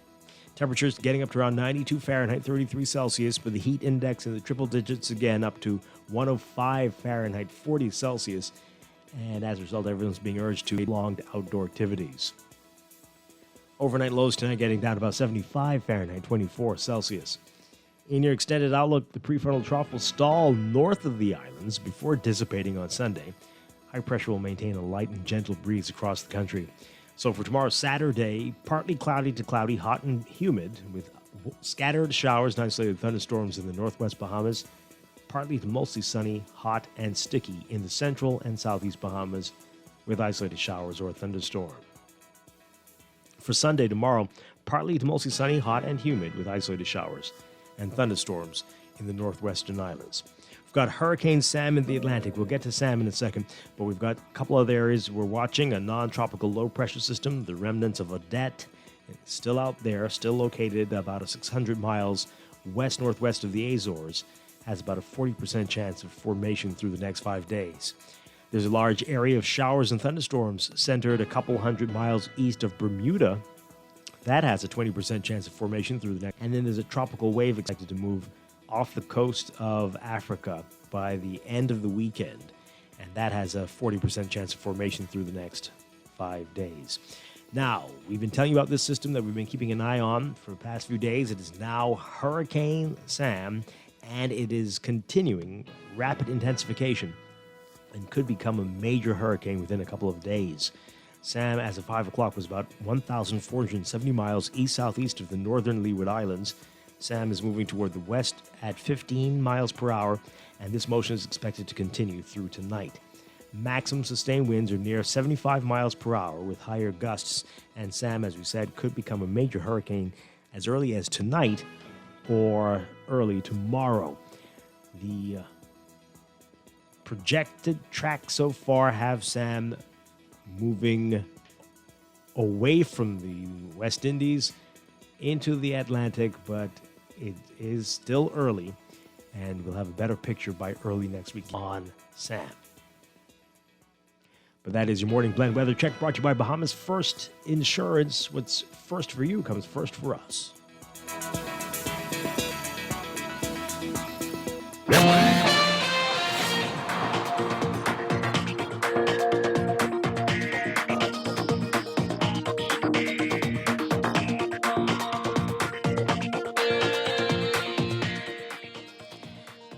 And it's time for another check of your weather, brought to you by RBC Royal Bank. In your real-time traffic at this hour, we're seeing heavy traffic on Milo Butler Highway. It's extending all the way to Fire Trail, well past Fire Trail, actually. And if you are northbound heading towards a roundabout with Fire Trail, you'll be seeing that heavy traffic in front of you. So this is really quite something this morning. And that's in the northbound lanes heading to Tawnique Williams Darling Highway. Gladstone Road is also going to be busy for you, so it's not exactly a real alternate route for you, but you will see that heavy traffic northbound to JFK Drive. Blue Hill Road also busy near St. Vincent Road, and especially near Carmichael, and north of Soldier Road in those northbound lanes heading towards Independence Drive. So keep that in mind if you're in that part of the island. It's going to be busy commute for you today. Elsewhere, we've got East Street South between East-West Highway and Soldier Road, especially northbound lanes there, looking busy. And pockets at the major intersections in eastern New Providence, so Prince Charles and Fox Hill Road. and Prince Charles and Beatrice, some building traffic there. That's what we're looking at so far. That's your real-time traffic and your Morning Blend Traffic Alert brought to you by RBC Royal Bank, banking reimagined. Let me ask you a few questions. What's your name? Pam. Favorite food? Steak. Beer or wine? Wine. Is your money safe?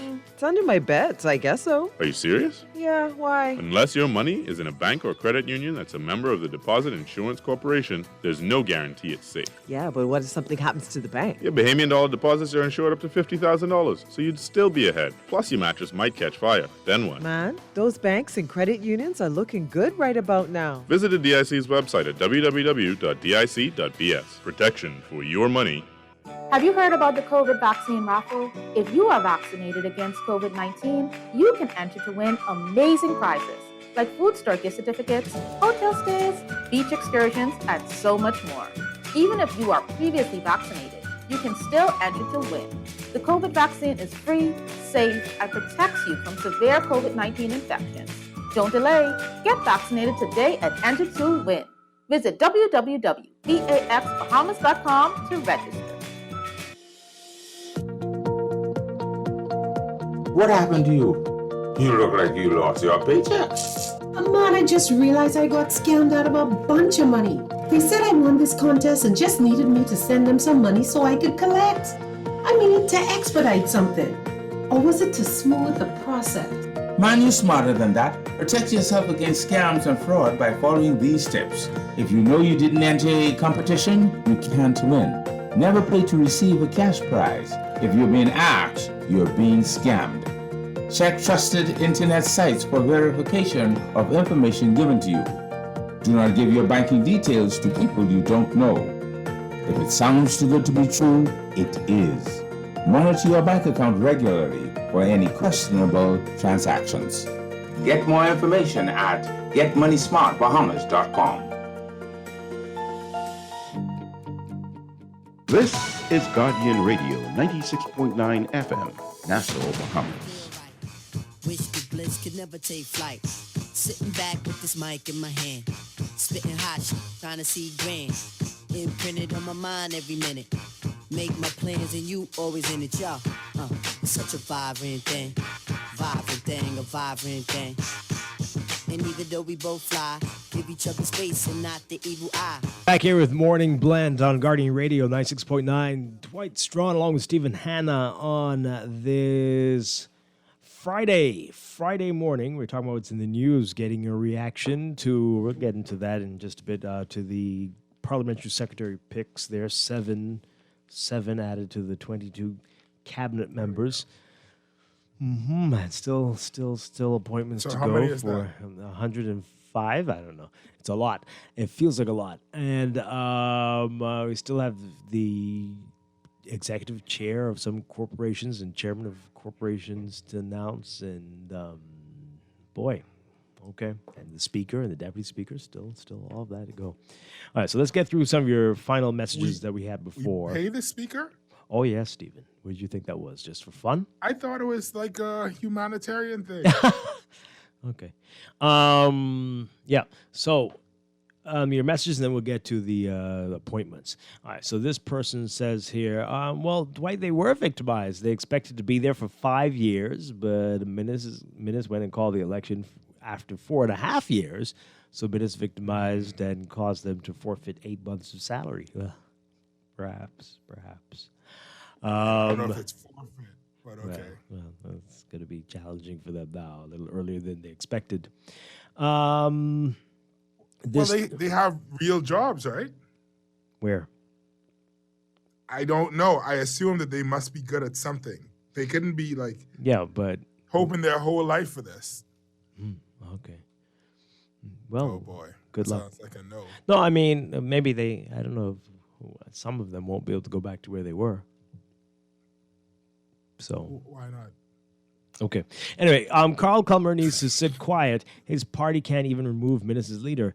It would be at the very least. This shows they agreed with his actions. Well, you have to wonder. I mean, I don't think the party thought that Minnis was bad. I think the party wants to move him because the public didn't like him anymore. And so the party's like, well, I guess we need someone else. Well, we know how The party will put whoever they think will win. It's not about the party liking or not. Yes, I know. But sure, we know that that's how it always is. There's always somebody there's always a group within the party that's not pleased with the leadership. That's always the case. But sure. This person says here, this is a totally different thing. I don't know what this is. But anyway, fun fact, why just to lighten up the morning.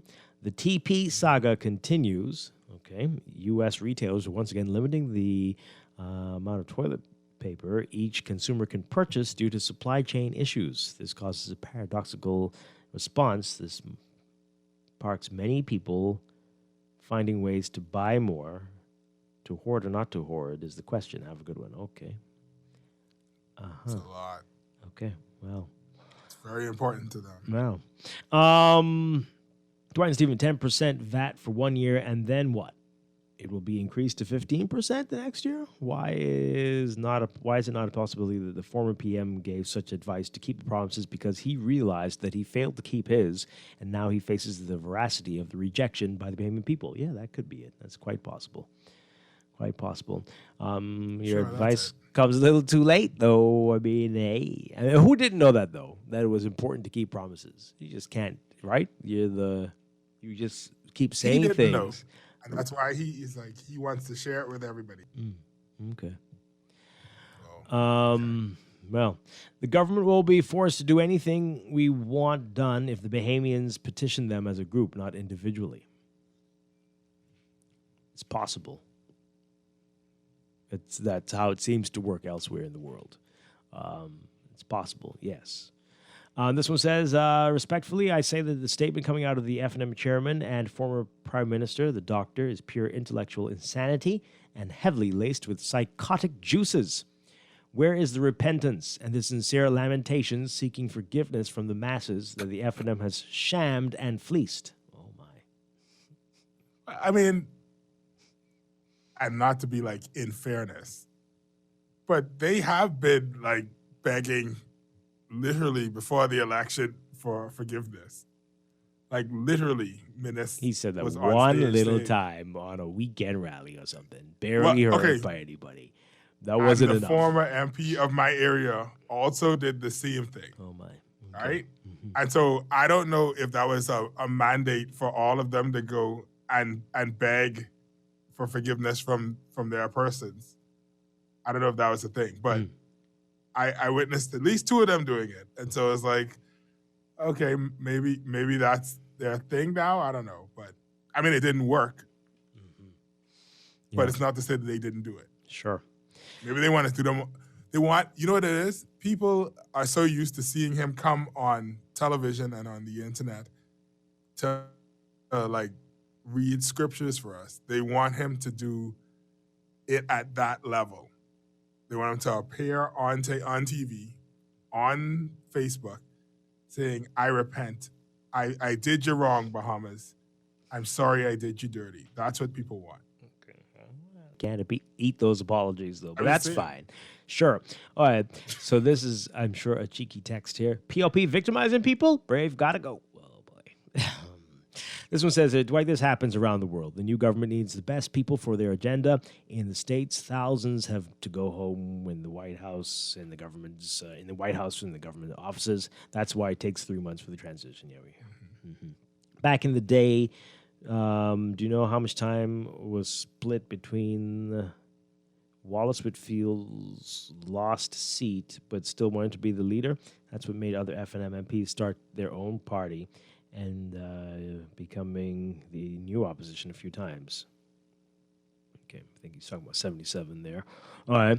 I feel the FNM leadership wants Minister to stay on for a while so he can answer the people and the opposition in Parliament for all the nonsense he did over the past 4 years. He needs to sit there and take his blows. Okay.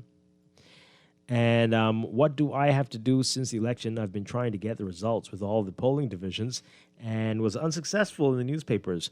Are you going to reprint them, please, for me and people like me? Well, see if you can come and get a copy. There might be some here. Call before you come. 302-2300 and see if they have copies from that day. That was that? What day was that? Monday? I think that was Monday's paper. Yeah, Monday's paper. All right, let's take these calls. Good morning, caller, you're on the air. Good morning. Hello. Yes, good morning. Can you hear me? Yes, we can. Okay, good morning to both of you. I have a suggestion for a new governing party that I'd like to see them tackle. One is to form a committee, since they got a Gussy committee, that would set up the debate for when the next election come around, for when you have to come on stage and on TV and debate, have their debate. Then the two persons running for prime minister at the end, I would like to see them have a debate. That is something they can start doing now and formulate and report back to the public within 2 years.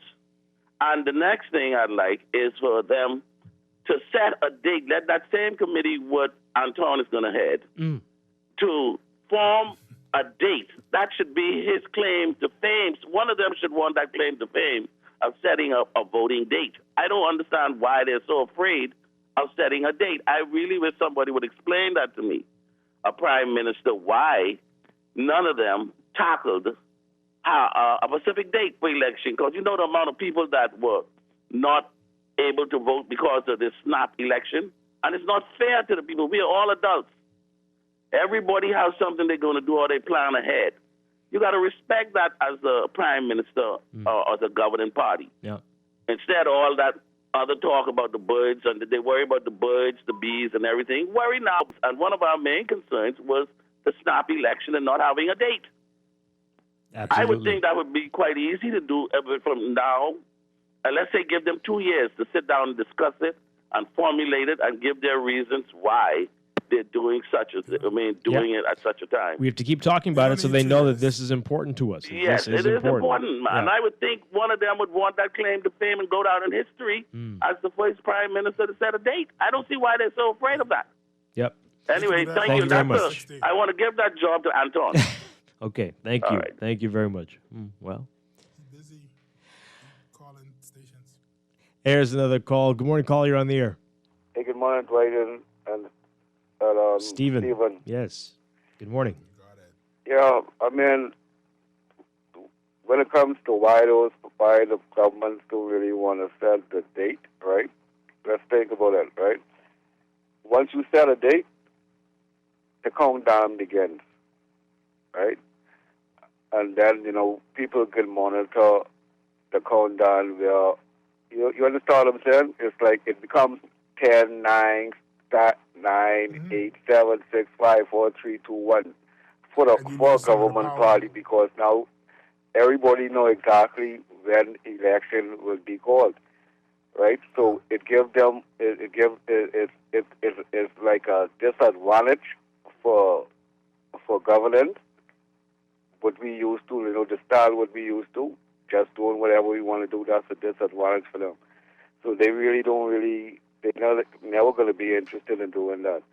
But ministers, right? The Free National Movement really and truly needs to find in their power to limit ministers speaking, because I believe this guy is trying all he could to see how much more damage he could do to the Free National Movement. Because for a prime minister to just come out of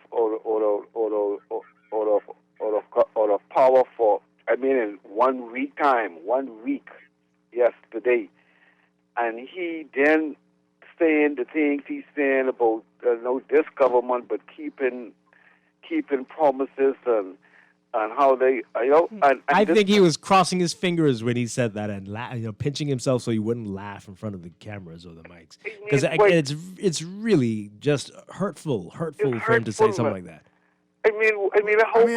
What type of and God had to been with his farmers, because you could imagine if this guy had became the prime minister again. You guys have a nice day. Yeah, it's crazy. I don't understand why y'all surprised. Like, they were saying cliche things. Like, I'm certain that he said hold their feet to the fire. Hey, that's one thing. But to say something. I'm saying, but the problem is they don't mean any of it. It's Okay. just words. Yeah. Well, right? we still words How can many still times- hurt. Words can still hurt, and hold their feet to the fire is something totally different from prime ministers needs to remember to keep their promises. Like you think this is a joke? Oh, you think this is He's a saying joke? Everything that people said about him Okay. for the past 4 years, and what they said about Perry Christie for the 5 years before that, and to some extent what they said about Ingram the 5 years before that. He's just repeating catchphrases. And I promise you, if 5 years from now, the PL, they will be repeating catchphrases as well. Yeah. Well, maybe they'll have a better record with their promises than this person, and so it might not go across so infuriatingly, you know. But Good morning, caller. You're on the air. Hey, how you doing? This is Justin from the embassy. I was calling to announce the winners. Okay. We're gonna get back to you. Hold on 1 second. We'll get you on our Zoom call, but we'll get to that in just a sec. All right, let's take this call. Good morning, caller. You're on the air. Good morning, Mr. Strachan. How you doing? All right, doing well. Morning, Stephen. How you doing, sir? I'm doing good. Mr. Strachan, the old prime minister, I still ain't get used to that yet. The old prime minister, the last prime minister, he really think this a joke was going on for real, because you remember just a couple of months ago, he talked about building a hospital, right? Yeah, we're listening. And now he's saying now it's impossible to build this hospital. So that was he was only saying that just to get us happy and to get us smiling and just promise us things again. I'm not sure what's going on. Maybe the previous caller was right. Maybe they need to silence him. I mean, a lot of damage can be done in 2 months, I guess. I was saying it probably wouldn't be that bad. November is almost here. But if it's going to be like what we heard yesterday, this is going to set everyone insane. To me, this whole, they need to revamp and get rid of everybody. That chairman, he can do some damage to the people too, because people done tired of hearing from Carl Gulmer too. The Prime Minister and Carl Gulmer, them two together, I think they bad for the ass of them. I'm really saying that for real. We should send Anyway, y'all have a good day. Thanks a lot. Send them to get the Taliban together. They send them together over to Afghanistan to drive them crazy. Like, oh, we're done. We America, come back. Okay. Good morning, caller. You're on the air. Yes, it is. Do you remember when the FNM came to power in 2017, when they released almost 10,000 persons who they say were not permanent? Do you remember that? Well, the number keeps changing, but yes, a lot of people were let go. 10,000 persons, because Jeff Lloyd alone at the education released almost 3,000 persons from education. You don't remember that, Dwight? I don't know if that number was right, but there's a lot of people were let go. We all know if you're a political appointee, you have 4 years and 11 months to prepare yourself before election. That it's no guarantee that you're going to go home, right? But you prepare yourself just in case. If the new government wants to keep it, they can keep you on. It's up to the new government. But I think some of these FNMs are being disingenuous. The cabinet has held its first cabinet meeting yesterday. They have just chosen some new permanent secretaries. They haven't yet chosen the parliamentary boards secretaries. yet. And I mean, come on, man, you're critiquing a government that is not even actually fully formed as yet. Is that correct? Well, that's politics. That's how they do Yes, it. but I mean, you got some members of the old chairmen of the old board still walking into corporation and demanding and giving. Let me ask you something. What happened in the case where chairmen of old boards, the former boards, still think they are operational? What happens in the case like that? They're still walking into corporation and demanding people to do stuff. What happened in situations like that, Dwight? Business continues until you are. So otherwise they'll informed. be able to send out projects and demand people and try to fire people at the same time. Try to fire They people. still have the authority to do so. Well, I don't know about the firing, But but what work a particular continues. chairman on a particular board at Water Such is doing until about 2 days ago. Well, it'll be resolved, I'm sure. I'm sure it'll all be resolved. Okay. This is another text. Someone said that earlier as well, and we've got to stop saying this, right? You've got to stop saying this. This text says they will never set a fixed election date because they want snap election flexibility. They will never set it if they feel you don't care or if you don't want it. If that is what you want, Or the third thing that they could get away with it. that's the same thing, right? They can get away with it because you don't care, you don't want me it. not caring and me saying, I want this thing, but I'm resigned because I know you're not going to do it. Why are you resigned? Why are you resigned? That's not how it works. We've been asking for years. Yeah, but are you serious? And then when we talk about it on this show, we have people call in and say, "Oh, but they need this flexibility. You know, other prime ministers had it. Why shouldn't this one have it? That's not fair to him." Like that's crazy. That's crazy talk. And a lot of people, more than you'd think, more than we'd like. And if you are serious, if you understand why it would be beneficial, we have to be very vocal about it and all the time. Yes, people are congratulating the ones who won their seats. And but you got to say, so congratulations. And when you putting in the fixed election date, because that's what I really, really, really, really want. And tell them some of the other things you want as well. But, what about a job for my son? What about those other things that they hear all the time? That's why they think you're not really serious about it, because there are other priorities.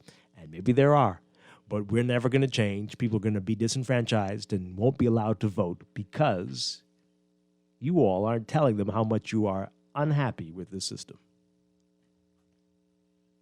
Just saying. Here's a text that just came in. Be careful what you ask for. The UK has more harm than good. They're looking to repeal that act. Are you sure they're looking to repeal it? What harm has it caused? Tell us about the harm that it's caused. And also, they still have out. You could still call an early election. Parliament has to approve it, and so they have to have, I think it's a 2/3 maybe, a certain percentage of the MPs have to agree to have that snap election. So how does it cause more harm than good? I don't know what this person's saying. I have no idea. Tell us. How could it be? Has it caused harm for the U.S. to have a fixed election date every first Tuesday after the first Monday? Is it harmful? Everyone knows when that is. For the UK. I don't understand it. Why would it be? The only problem is having a protracted campaign season, right? That's the only problem. People campaigning for a whole year because they know when the election is. That's the only But thing. you could also adjust that. You could set things in place, right? Absolutely. The same way where you say, if you have an ad playing on the radio, you have to say who this ad is from. Paid for by blah, blah, blah. In the same regard, you could say no political ads before a year out. Well, that's still too long. long. 6. Pardon? That's still too long. But maybe 6 months. I mean, however whatever. much Yes, time you could do it. It could Absolutely. be 3 months. It could be a month. Right. But you could set in place and say there will be no political ads for this amount of time. Yeah. The same way you could say, even though you could discuss political stuff on the radio, you can't do certain things. Like you could set parameters, right? And in reality, some of these political machinery never turned off from 2017. That is true. Like the same people who were doing slander and weird propaganda stuff on the internet for different political parties from 2017 continue all the way through to 2021. Yeah, and we're seeing that now. It seems like it's already like, started. Let's not pretend as though like the protracted political season is going to be an issue. That won't be the issue. The issue is these dudes don't want to let go of power. Mm-hmm. And honestly, Dwight, the only way I see it happening is what the caller said earlier. You convince them that this will be a check in their favor. People will look back on them fondly. And if you do that, if you say, I only want 2 terms, there are enough behemoths who will say, well, he only could get 2 terms, so let's give him one more chance to see if he can get it right. Mm. The person who do that might get a second term just because behemoths know this is last term. That right. I've been saying that for years. That right? argument might be the only way to get them to agree to this. That could have worked. Okay, Can you imagine? I'm the first person to get a second term in over 2 decades. Yeah. I mean, he became so unpopular towards the end there, but it might have worked for someone like a Minnis. Like, hey, please, I only want 5 more years, and I'm done. I'm gonna get out of. I'm done. Let me finish what we so started. close. I have all these promises, so and it's very important for a prime minister to keep his promises. Oh, my goodness. So please allow me to do that, and I promise you it'll be so fantastic. Something like that might have worked, maybe, possibly. Maybe. He would have gotten more seats. He would possibly more votes, everything. Maybe. But definitely, if people know that we only have you for a limited number of years, I might be willing to allow you to stay. As What opposed to people don't want indefinitely. is, they don't want to see the dude who they grew up with. This guy used to be on TV, and he's still on TV, and I don't even like what you're doing. Yeah. You know what I'm saying? Like, a lot of these politicians, we finally getting a bunch of new faces. But a lot of these guys, they've been there from when I was born. You know what I mean? And so it's like, people don't want that. And now you have a bunch of people who can vote that would also be saying the same thing. Like, they've seen Brave from when they were kids. Yeah. So it's like, All right. Let me just read these messages and we'll take one call and then we've got to take a break. This person says here, the word is that the former PM only listened to one radio station, so he missed the memo with the concerns of the people. Example, keeping promises, meeting the press, building a hospital costing $650 million. Yeah, that's the word. Okay. which radio station it is? I wonder which one is it? Jams, maybe? I don't know. Good morning, caller. You're on the air. I was going to say 12. Pleasant good morning, Dwight and Stephen. How are you doing? You're doing well. Excellent. And good morning to the nation. Dwight, Stephen, and the nation, it's a real tragedy. And thank God we don't have to deal with that level of tragedy anymore and that level of poor-minded thinking towards the Bahamian people in their chief and commander, Prime Minister. When you listen to the statement of former Prime Minister Minnis, stating that it's impossible to build a hospital when some years back they did a study.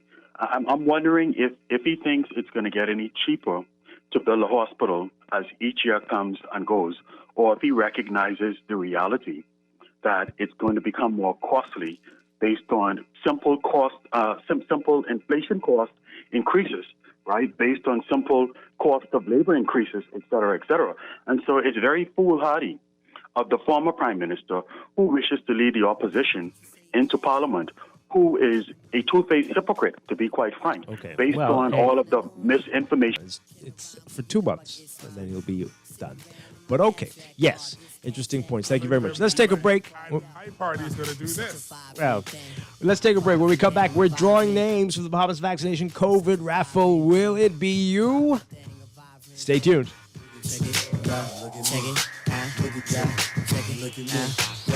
Yo, it's such a vibrant thing, a vibrant thing. Yo, check it, look at me, check it, look at yo, check it, yo, it's such a vibrant thing, Getting back to my MC style. Now that your age is not everything, now that your kids call you for advice, now that you can achieve anything you set your mind to, why stop? Nourish your strength and energy with Ensure. Ensure provides protein, antioxidants, key vitamins, and minerals to support your immune system. Now that it's your moment to enjoy your vitality, why stop? Your life, your health, your Ensure. You invest in your children, your home, and your community. But are you investing in your financial future? At CFAO, we specialize in investment management, retirement planning, mutual funds, and private wealth management. Our team of experts never stops helping you plan for tomorrow. Because tomorrow begins today. Call us at 502-7010 to see what our financial advisors can do for you. CFAO, growing wealth for future generations. Screws and Fasteners World, Balfour Avenue and Palm Beach Street, has those hard-to-find fasteners for you right now. You can find stainless steel regular hex, carriage bolts, galvanized bolts, threaded rods, nails, self-tap screws, sex bolts, anchor bolts, turnbuckles, masonry tools, hand tools, and weed whacker strings. Check out the rope selections too. Special orders are welcome. It's your #1 fastener store. Screws and Fasteners World, Balfour Avenue and Palm Beach Streets. Call 326-1976. Hurricane season is here. If you're not prepared, it can really turn your life upside down. Fortunately, there's CG Atlantic General. Our people are here, ready to assist at a moment's notice, with protection like alternative accommodation for those who are displaced due to a storm. It's our priority to make sure you have what you need when you need it most. So when your life gets turned upside down, we can help to turn it around. CG Atlantic General. Good like that. Security and General Insurance Company Limited, trading as CG Atlantic General. Contact a CG Atlantic General broker today. Be prepared for the rainy season with an RBC loan to fund your rainy season essentials. For hurricane shutters, generators, solar power systems, or general home repair, RBC offers a range of flexible and competitive financing solutions. Let us help you get started at rbc.com/Caribbean/get-a-loan. Special conditions apply. Reimagine your rainy season readiness with RBC financing. Have you heard of raffle? If you are vaccinated against COVID-19, you can enter to win amazing prizes like food store gift certificates, hotel stays, beach excursions, and so much more. Even if you are previously vaccinated, you can still enter to win. The COVID vaccine is free, safe, and protects you from severe COVID-19 infections. Don't delay. Get vaccinated today and enter to win. Visit www.vaxbahamas.com to register. This is Guardian Radio, 96.9 FM, Nassau, Bahamas.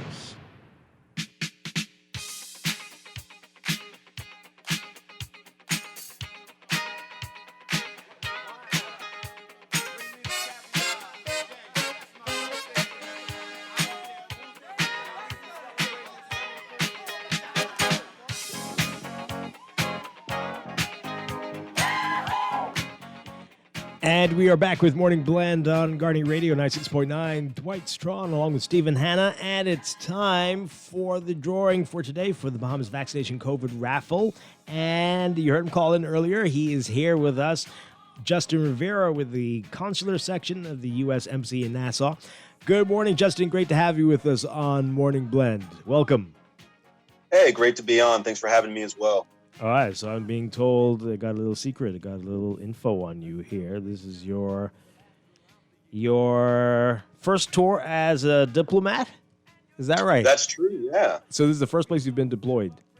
First place to be. Couldn't be anywhere better, right? Okay, wonderful stuff. Great. How long have you been here now? About a year now. All right, wonderful stuff, wonderful stuff. Good to hear. All right, so we've got 2 prizes. Tell us about those. What are the prizes today? So the first prize we've got on here is a case of Kalik, which I'm sure will go down well. Oh, my goodness. That's going to be a lucky and person. And then 4 passes to Blue Lagoon. Wow. Okay, so great prizes. Let's draw that case of Kalik first. Who is our winner of the case of Kalik? Oh, I'm very jealous. I'm very jealous. Case of Kalik. And the weekend is here. I needed that. Anyway, who's going to win this case of Kalik, Justin? So the case of Kalik is going to Mr. Jermaine Dames.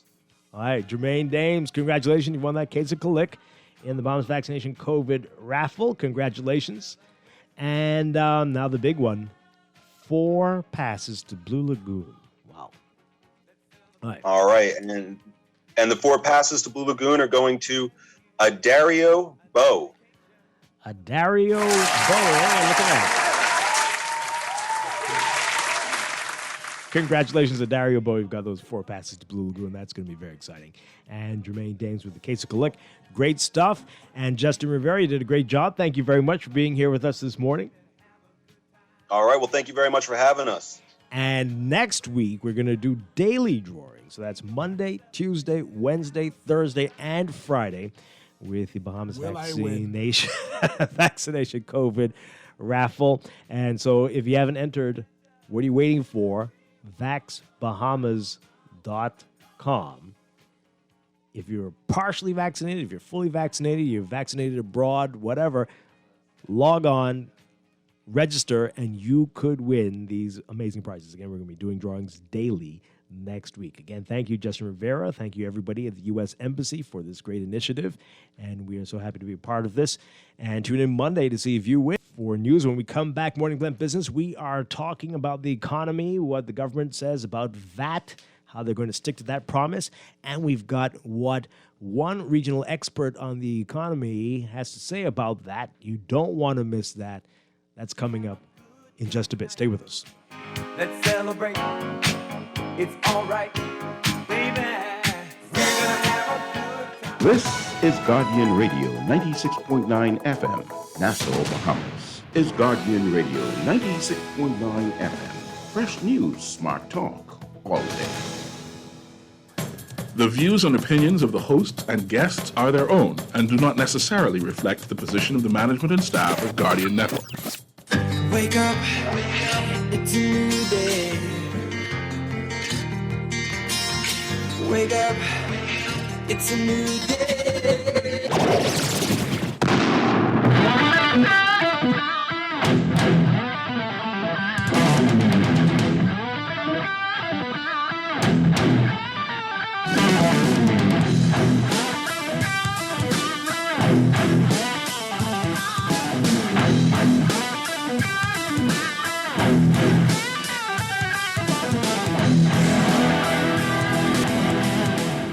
Good morning and welcome to Morning Blend Business on this Friday, September 24th, 2021. Welcome back to our Morning Blend listeners. Once again, I'm Dwight Strachan along with Stephen Hanna.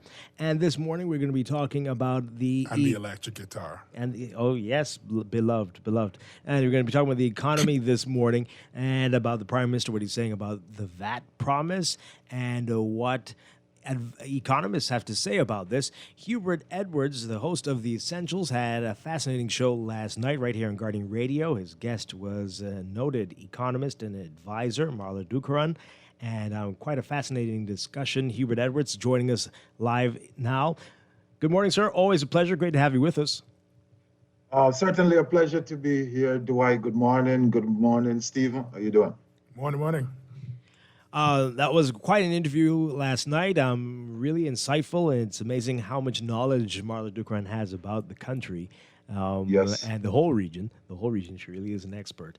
And we're going to play a piece of that in just a bit. It's things as well, though. We're going to play what the Prime Minister said after the first cabinet meeting, or this is during the first cabinet meeting yesterday, about the promise about VAT and remaining committed to the things they have said they would do. I want you to listen to this piece from our Jillian Gray.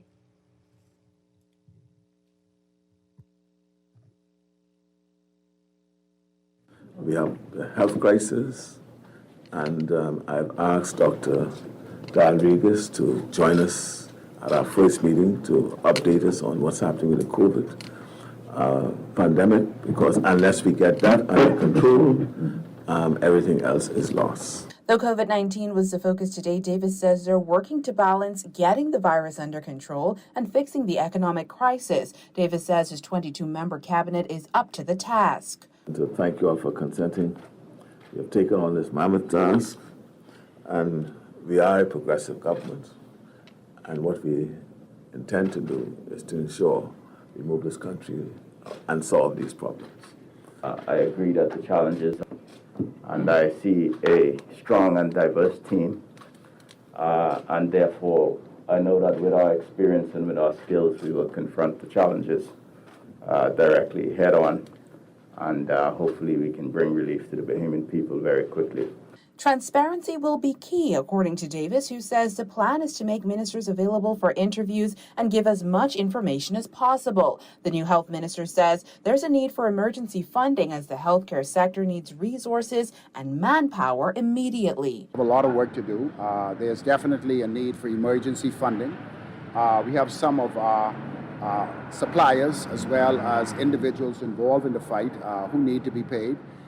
And so we have to look at where we are financially and begin to start the process to improve the manpower resources at these facilities so that we would be better able to move at a rapid rate and get our COVID situation, as well as to improve upon our primary healthcare facilities.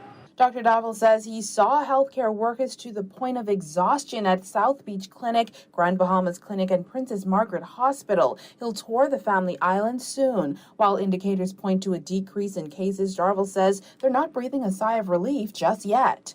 We are seeing signs where the cases may be falling, but we are very mindful not to be too optimistic at this time, because that may be a direct result of lack of testing.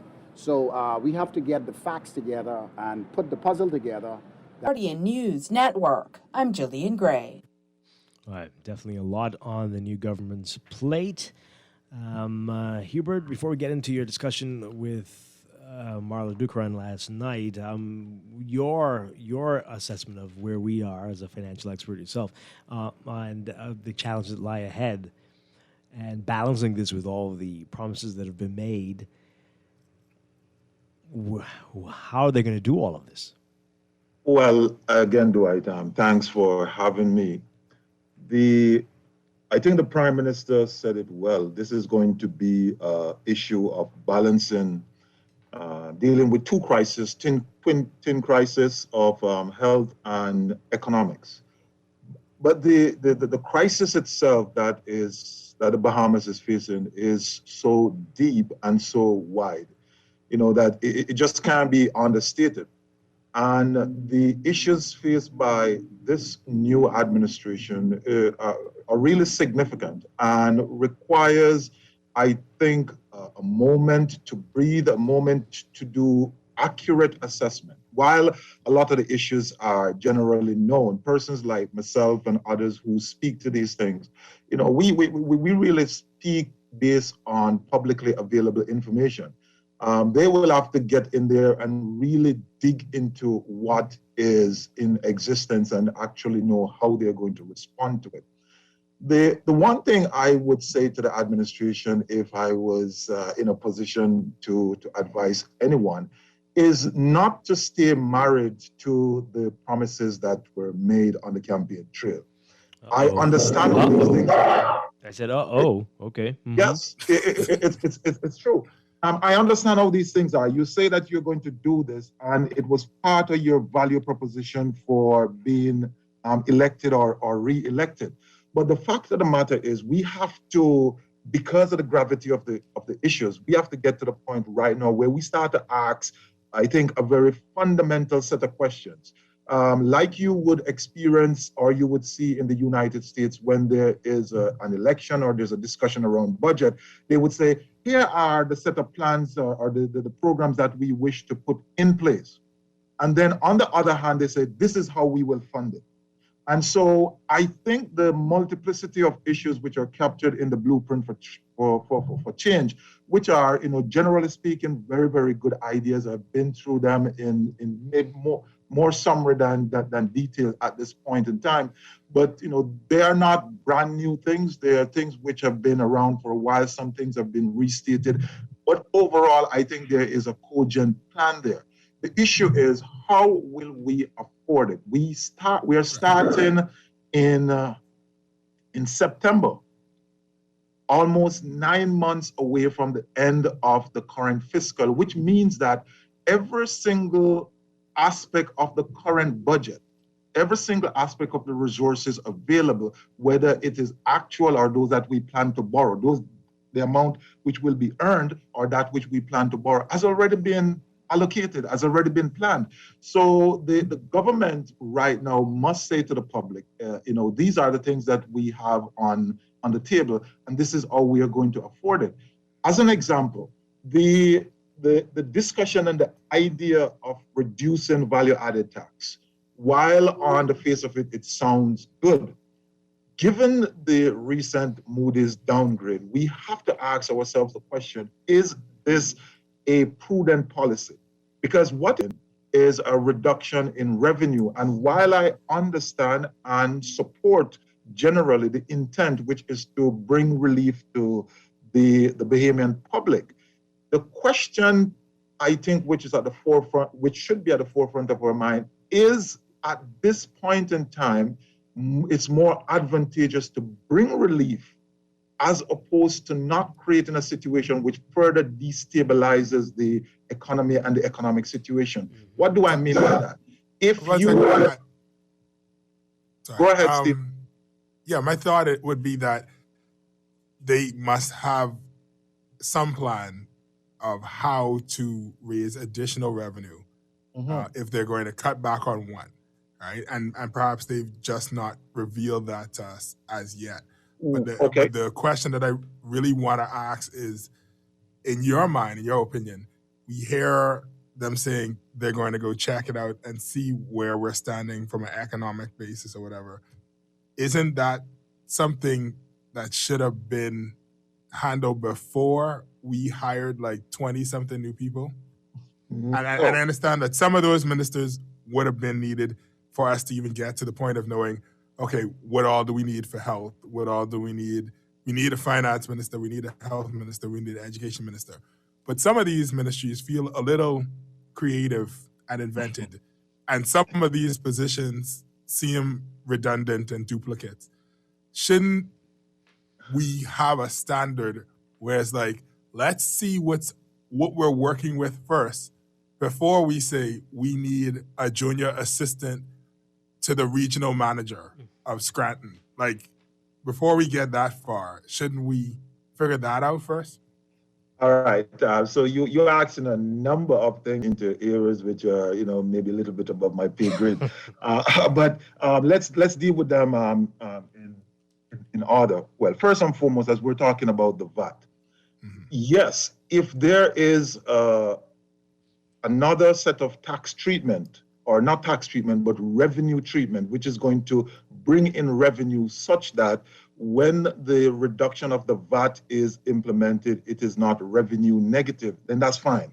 Now, the point you make, I think, is very fundamental in asking your question, Stephen. You say there may be this thing that we don't know about. One of the most important things that I think this particular administration have to do is to come to the public and have a conversation. They have to really come out and say, here is where we are. Here are some of the things that we promise. Here are some of the things which we promise, which we may have to defer as a result of what we are finding. And then to your other point of knowing what was there, generally speaking, the way government crunches its number and puts its finances together, one never truly knows the total gravity of on a cash basis type of accounting. For the most part, I know that there are some changes on the way and some reforms in that direction. But no, they don't truly know that yet. The Prime Minister, in his wisdom, has determined that he needs 22 ministers.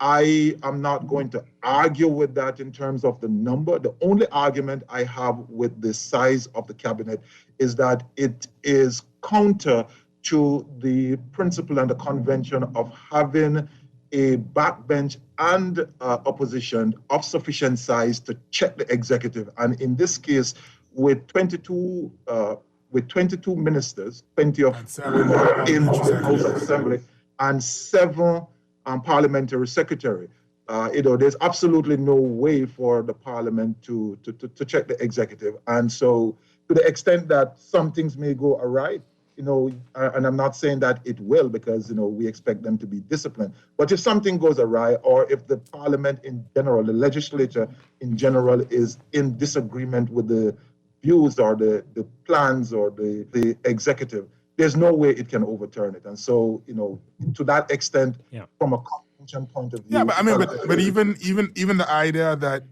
that the cabinet is there to help solve problems, right? The Prime Minister is putting these people here and say, this is your portfolio, deal with these issues, build this ministry up. If we don't know what the problem is, how do you know that you're hiring the right person? How do you know that you're hiring, that this person is even necessary and this can't even be folded in? When you say we, who are you? Who's the we you're talking about? The we is the government. So, Steve, and this is one of the things that we do often. We always assume that we know what these persons know. The fact of the matter is that they know way more than we. Way more. I hope they do. And certainly the PLP being a traditional party which has formed the government, has a significant amount of resources at its disposal and have a very deep understanding. Now, they may not know every single thing as it relates to the past 4 years, which is part of what they will be working to find out, but they have a fair idea and they know where the challenges are. Just like me and you can sit here and talk maybe in an abstract way to some extent about the issues. They do. That's their business. That's their job. And so I think they have a great appreciation of what's there. All right, so I wanted to get to your interview with Marla Dukran from last night. You asked her about you and many other things about the economy, and she had some very interesting things to play. We want to play a clip. The show is 90 minutes. Well, We've got a. Could you introduce who she is for the public that may not? We did say it. She's an economist and an advisor to the region. She's very well known. Hubert, you might be able to tell a little bit more about her. I mean, we don't have much time. I want to get to it. But she's Marla Dukran is an economist, regional advisor. She worked with a number of large institutions within the region. The primary one being RBC. She was a regional economic advisor for RBC, and as a result, I've spent some time in the Bahamas covering it. Okay, so take a listen to this clip from the Essentials from last night.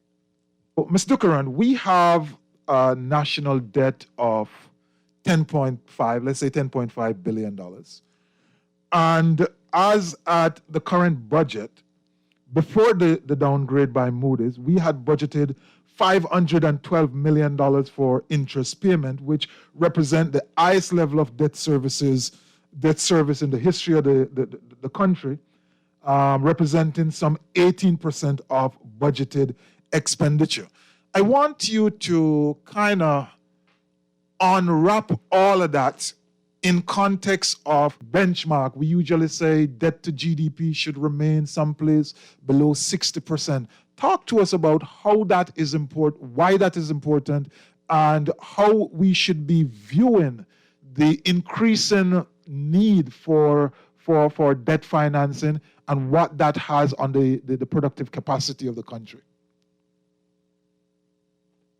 We talk about that. I just want to give a little bit of an explanation as to why, because I guess a lot of people don't understand why this is important, and there are those who believe that borrow and then get forgiveness and continue to borrow.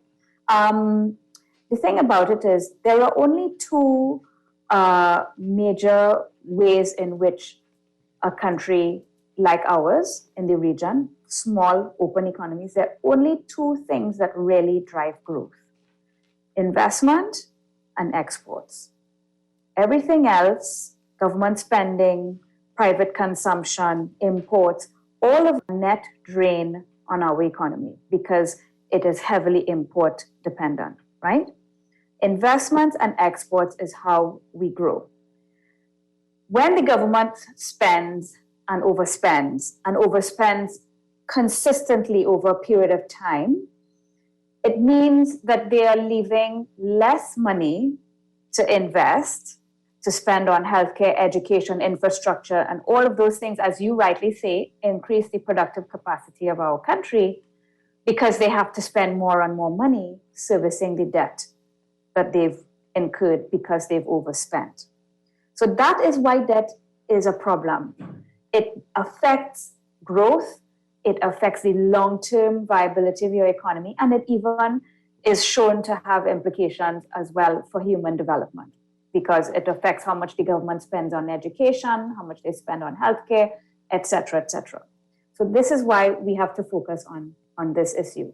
Now, there is a curve, there is a positive relationship between borrowing and growth. Mm-hmm. When debt is sort of below 30% of GDP in general, there is a positive relationship between when the government borrows and the growth of the economy, because presumably the government borrows and uses this money to invest in infrastructure and other investments. However, that positive impact diminishes over time until you get to about 55 or 56% debt to GDP on average. And then that relationship between debt, each additional dollar of debt and growth becomes negative. So each additional dollar of debt, once you've crossed 55 or 56% debt to GDP, each additional dollar of debt actually causes your economy to shrink. So basically, before you go, I just want to make sure that persons hear that. So from 1% up to 30%, somewhere around 30%, generally speaking, there is going to be inflation. The more money you borrow money, you're likely adding to the expansion of the country. The It expansion depends on of what GDP. you're spending money on, but Yeah. in general, yes. Assuming that you're spending it on the right things. Exactly. Once you cross that 30% threshold up to 56%, it still grows, but it grows at a diminishing rate. Correct. And then once you hit the 56 or so, and that is why we usually use that 60% benchmark or rule of thumb, it now then changes to a negative relationship. Yes. Which therefore puts the Bahamas firmly in that position.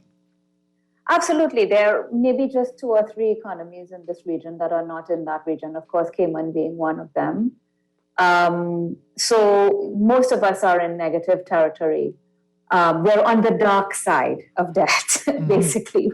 We need to get back to the light. So that's one way of looking at the sustainability level of your debt. The other way of determining whether it's sustainable or not is looking at the primary fiscal balance.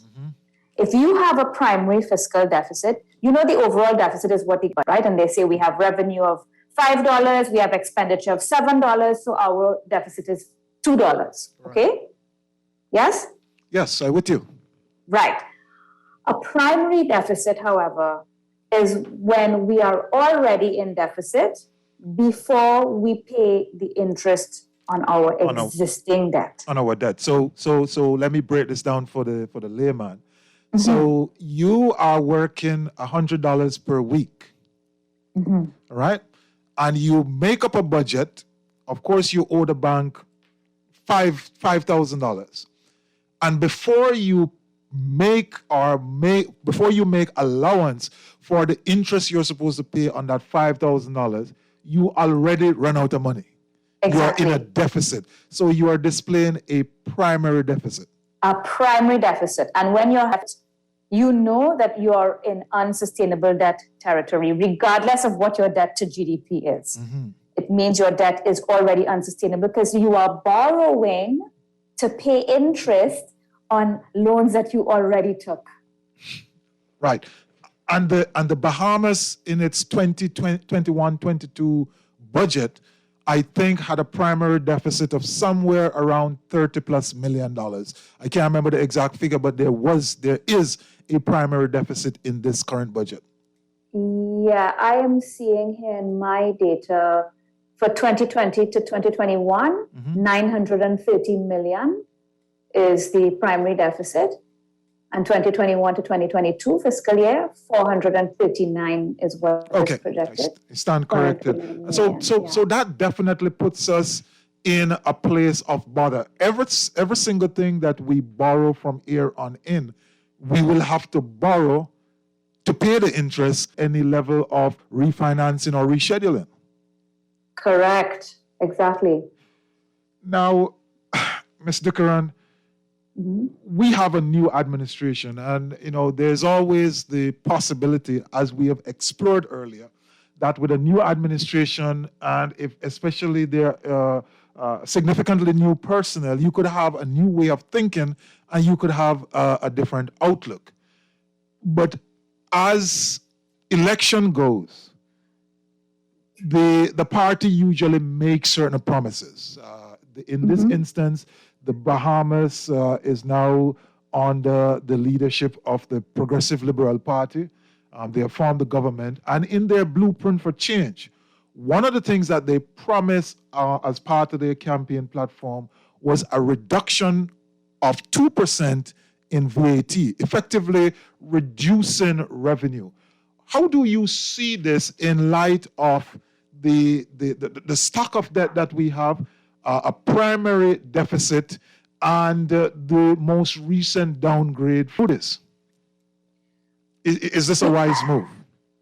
Well, I think that what motivated that type of an announcement, apart from the political motivation, might be that they know that Bahamians are suffering, because of this twin crisis that you're facing, and perhaps they see it as a way of putting money back into the hands of the average Bahamian. The thing about it is that kind of policy in and of itself all other things remaining the same, will cause a reduction in revenue.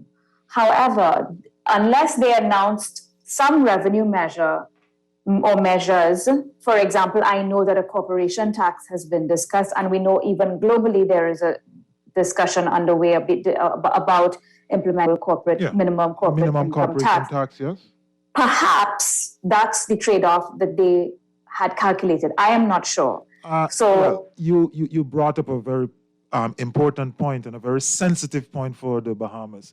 I think right after the IMF, corporation tax or income tax is the next scariest thing for the Bahamas. So the moment you mention corporation tax or income tax, there is going to be a significant blowback. But the larger point you're making is if the tax treatment is revenue negative, then as a policy position, it's going to be challenging. Absolutely, because it then makes the deficit bigger. One has to borrow more. So, it's from a policy perspective, unless there are mitigants, and maybe the corporation tax is one of them, I'm not sure, it does not sound like a wise move. The other thing is that, and I want to highlight this, that the VAT in the Bahamas is actually the most efficient VAT in the region in terms of the way that it's administered. And so, it's well designed, it's administered well, and it's efficient. And so I would look to that tax to actually help me to raise revenue and not the opposite. So I just on the surface, I don't know that I agree with this policy of reducing the VAT. All right. Lengthy clip there, but some very important things that Marla Dukeran saying there with you last night, Hubert Edwards. And, sometimes people need to hear from the outside, hear what experts are saying. But many are questioning it, as you were earlier, whether this is really going to pay off. Was it just political speak there, just to rile the base up, rile the populace up, get them inspired? But will we pay for this literally in the long run? Okay, I mean, my question to Hubert, because I heard in the clip he says that several things, but he said that Bahamians consider corporate tax a boogeyman. Who? Because corporate tax is taxing the profits of a corporation, all right? Yes. Well, I said corporation tax and income tax. The fact of the matter is, culturally, income tax, whether income is if it's on the company, is referred to as corporation tax. Culturally, that's not a very palatable discussion. It has not been for many years. I mean, I guess it depends on who you're having the conversation with. True. I'm not going to dispute your personal experience of that. At the beginning of the clip, she mentioned that the two ways to bring in money is investment and export. Mm-hmm. All right.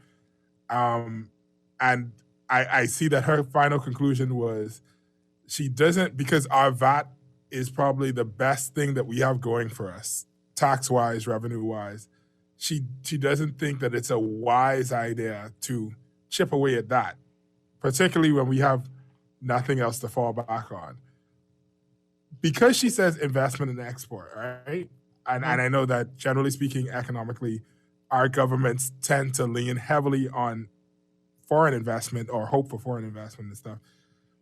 You said you took a look at their blueprint for change. It was a summary look, but you took a glance over it. Do you think that there is any hope of us improving our export situation to bring in revenue? Yeah. In terms of like what we produce and whatever it might be. Yeah, well, the blueprint for change has multiple sections, about 10 sections. I kind of zeroed in on the economic section for in the first instance, and there are a number of very, very great points mentioned in that in terms of what the government will be looking to. It talks about economic reform, stabilizing public finances, fiscal responsibility, debt management, dealing with Bahamas Invest, which I think is a very, very important initiative going forward, dealing with the ease of doing business, and maybe looking at a new. When she talk about exports, remember that the tourism sector, which is our largest productive sector, is an export sector. And so the extent to which that comes back brings in some. But it also points to the fact not the way we run it. Admit. I say not the way we run it, but okay. Yeah. But if you look historically at our budgets over a number of years, the one thing which is going to jump out is the fact that we have consistently been reducing our investment, our capital investment. And I believe that in many ways, it has been a balancing act, using it as a means of managing the breadth of the deficit. So, if we think the deficit is going to be too large, then we reduce capital spending. And as she just pointed out here, unless you're investing and unless you are moving into exports, then obviously you're going to have a challenge. And it therefore speaks to the whole idea of the need for the Bahamas to look for areas for diversification. In the interview, one of the things that we did was to contrast a number of the countries across the region who have similar problems. So we looked from Suriname, which have all the way up to Cayman, which she believes is one of the best run economy within the region. In between that, we also look at Jamaica and the Dominican Republic, recognizing that those are the two most diversified economy within the region. And as a result of that, they were able to, kind of fare better going through this this COVID crisis. And so, I think the points that were made, the interview itself, the information that we got, instructive for how we may wish to, one, deconstruct our position as it currently stands, and two, formulate the policies going forward. I think, well, at one point in time, we did come to the conclusion that, look, you can't run away from the issues. You have to confront them. And I heard in the clip that you played earlier, Dwight, Mr. Cooper was saying that the challenges are significant. We will confront the challenges. That's exactly what needs to be done.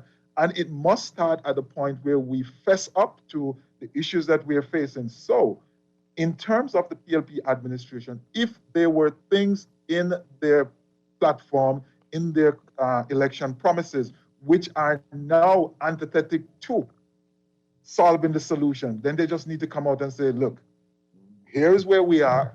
We said that we were going to do this. We can't do this at this point in time. It's not totally off the table, but it may be deferred until a later date, until we stabilize, until we get certain things in place. But that open, honest, and transparent conversation must happen with the public. The only thing I would say at this point in time, we will have to give them some time to fully understand the total depth and breadth of the issues faced so that they can come and have a very fulsome conversation with the public. But that conversation is absolutely necessary because it may be the means of taking certain things off the table so that they can manage expectation effectively. All right, we need to take a break, but let's take this call really quickly. Good morning, caller. You are on Morning Blend Business. Yes, good morning again, gentlemen. I also you add Mr. Edwards to the chat now in the business segment. I want to ask him a question in regards to the corporate tax. Okay, here's a scenario why I support corporate tax. If you, let's say we use the cruise industry, and we have 5 cruise companies doing business in the Bahamas, and their net in the Bahamas is $50 million for cruise company, and the government decides now we want to charge you a 10% corporate tax on your net income, which will net to the Bahamas $25 million, which means the company still has $45 million in profit. Do you believe if the government have a discussion like that with these companies, they would follow to the Bahamas with the understanding that if the Bahamas sinks, so does their company? I'll hang up and listen. The issue of corporation tax or income tax is not straightforward, it's very complex. The conversation must start at the beginning, and that is that the Bahamas has sold itself to the world basically on a no tax or low tax basis. And so any change in that is in the first instance going to be disruptive to some extent. Now, is that going to be fatal? I don't think so. I would agree with the gentleman to the extent that there is a conversation which needs to happen. But before that conversation happens, the thing needs to be studied. We need to understand what the impact is going to be. The fact of the matter is that if you have an income tax or corporation tax, there are some advantages and there are some disadvantages at play. And so we have to be very strategic, very intentional, and very smart about it. Now, would this be the right time to implement corporation tax? I don't know, but it requires the study. And, I know that this has been meandering on the horizon for a long time. Maybe we are at the place now where we need to sit down and really, really have that discussion, because at the end of the day, the Bahamas and the government must increase its fiscal space. I think one of the things you hear coming out of recent discussions, Dwight, is that the fiscal headroom that the PLP administration is meeting is very limited. How do you expand that headroom? The headroom can only be expanded in terms of increased tax. The way we increase the tax is going to be determined on the decision that we make. Progressive tax or regressive tax, it's up to the administration. Yeah. Okay, we need to take a break. Caller, I see you there. Hold on for us, please. We'll be back in just a bit. This is Morning Blend Business on Guardian Radio 96.9. Stay with us.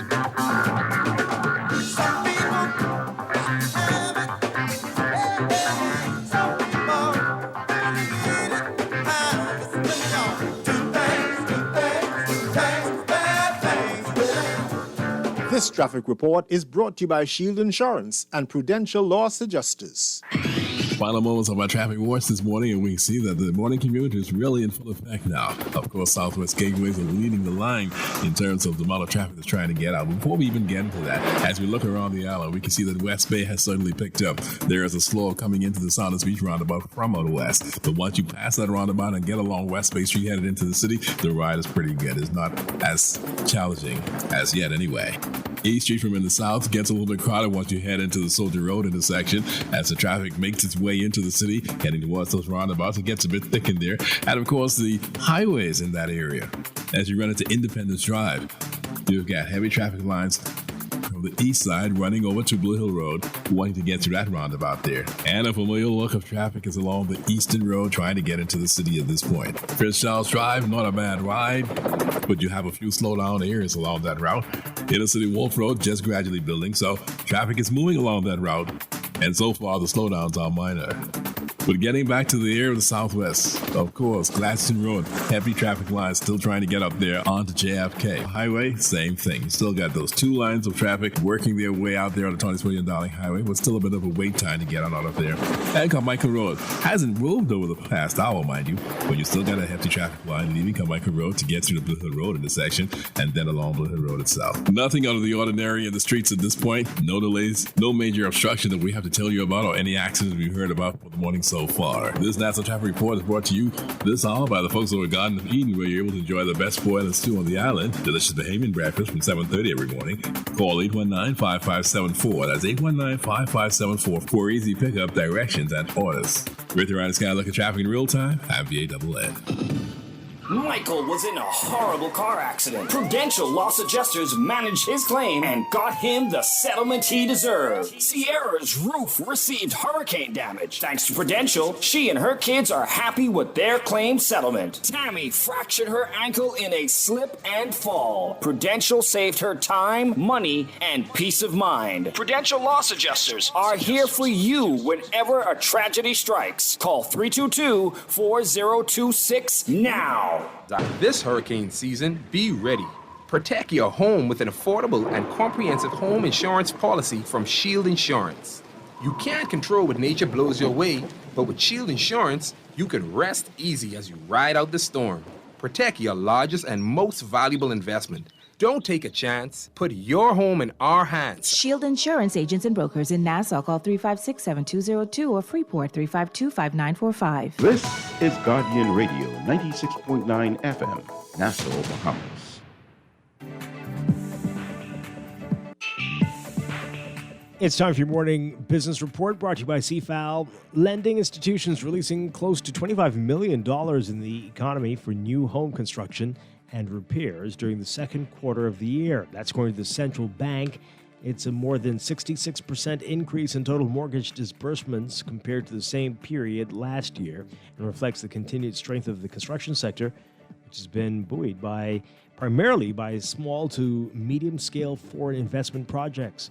According to the central bank and domestic financing redevelopments, total mortgage disbursements for new construction and repairs, as reported by banks, insurance companies, and the Bahamas Mortgage Corporation, grew by 66.6%, $9.8 million, to $24.6 million, a reversal from a $12.5 million decline in the prior year. President of the National Congress of Trade Unions, Bernard Evans, says that he's been assured by Prime Minister Philip Davis that the government will sit around the table with trade unionists to discuss implementing parts of the workers' agenda as soon as the dust. He's taken that to mean that it should happen within a week or so. At the top of the list, Evans says trade unionists want input on statutory board appointees.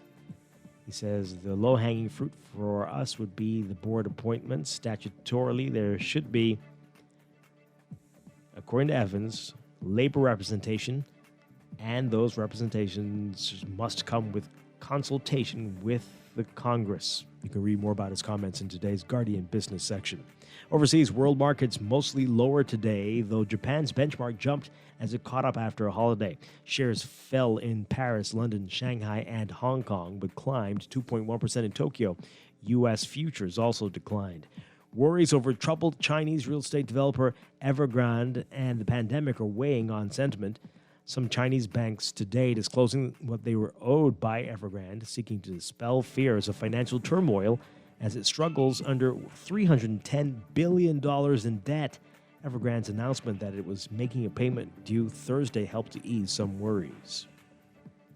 Closer to home in your Market Watch, recapping trading on the BISX from Thursday. Your market movers: Consolidated Water up 5 cents, closing at $2.34. Emira Incorporated down 4 cents, closing at $11.25.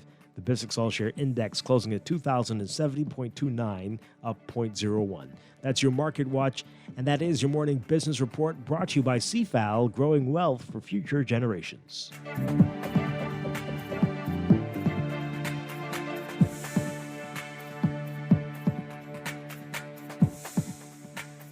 This is Guardian Radio 96.9 FM, Nassau, Bahamas.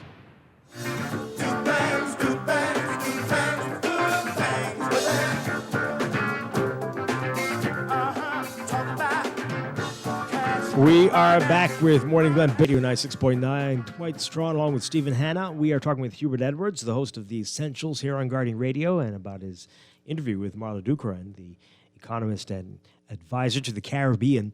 That interview that aired last night. People are asking about it. You can listen to it again on our podcast page on GuardianTalkRadio.com. That should be posted today, so you'll be able to hear that in just a few hours if you're interested in hearing the whole thing. All right, we've got some calls. I know we have more questions for you, Hubert, but let's take this call. Good morning, caller. You're on the air. Hi, good morning.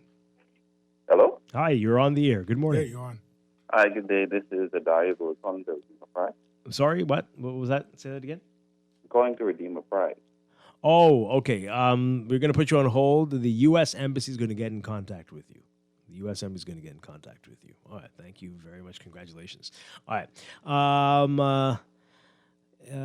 We've got this tweet here, Hubert. Someone says, I need to listen to that whole conversation because I'm sure it was very interesting. I wonder if there was any discussion on eliminating some duties while either introducing other forms of progressive taxation. You did talk about corporate tax a bit there, or raising VAT. Many believe that this is contributing to the high cost of living, the fact that we have customs duties and VAT and other taxes there. If we were to eliminate the duties and raise VAT, what impact could that likely have? I don't see the difference.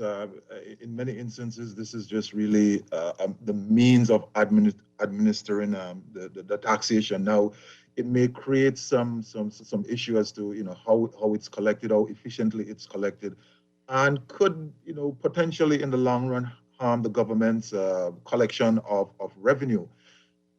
Dwight, I think at this stage the discussions for the solution forward need to be kept at a high level, conceptual level.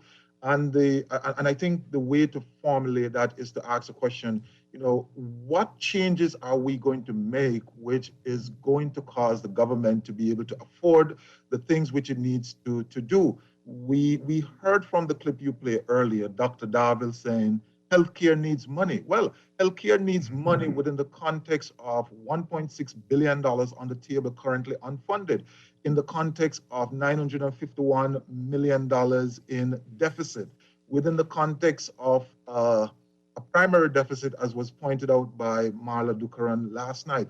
And so in an article, every single thing that we do from here on in going forward, and it's not new, it's just worse, will go through the crucible of the debt. The question is always and must always be asked, how are we going to afford this? Because borrowing, we are at the stage right now in our borrowing where we have entered, as she said, the dark side of debt. We are in a vicious cycle wherein we do not even have enough money to meet our normal expenditures.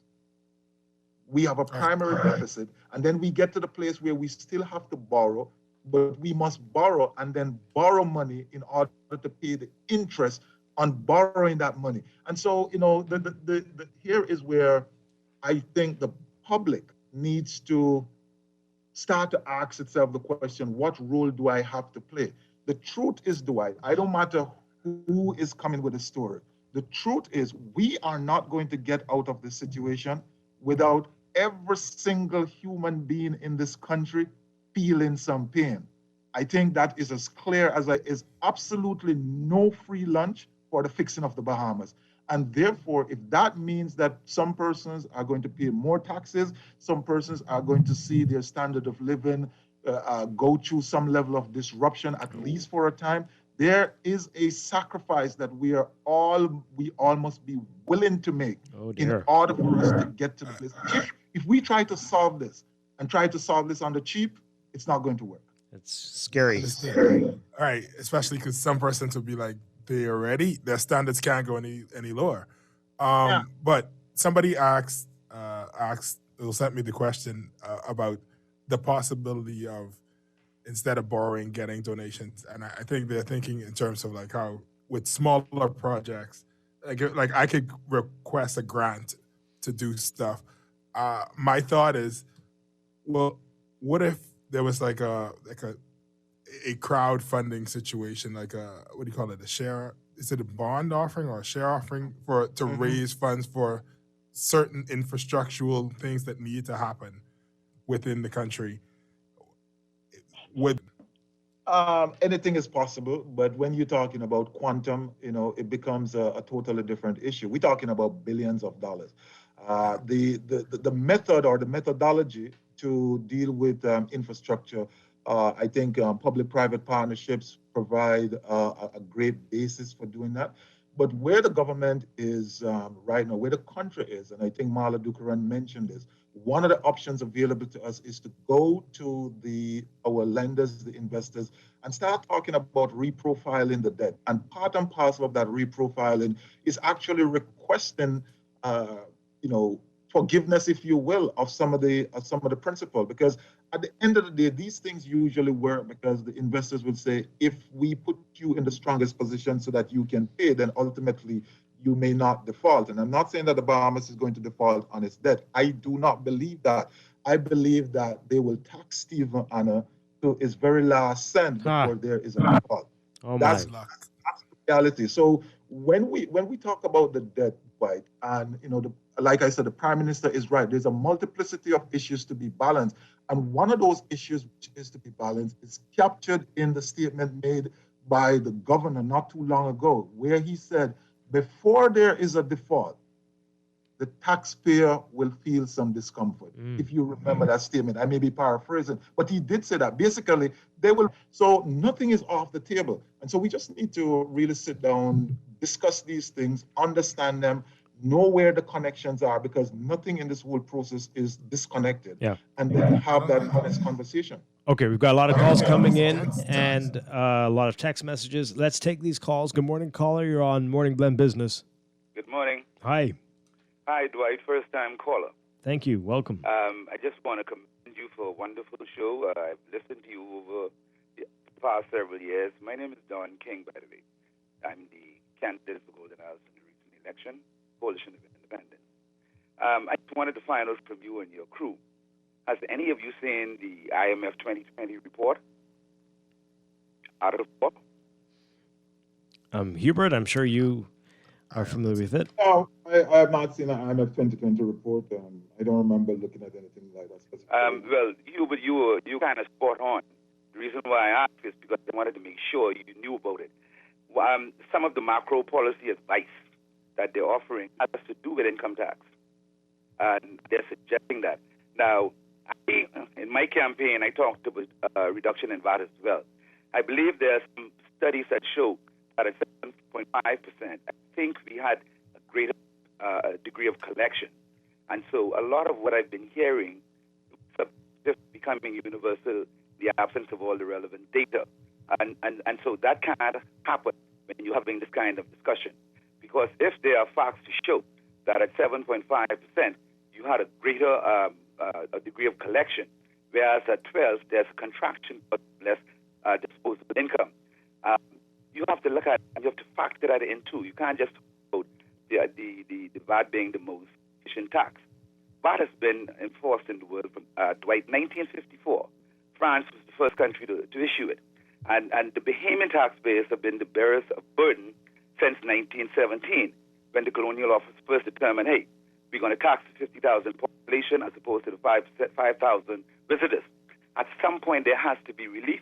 At some point, we have to get out of the square box.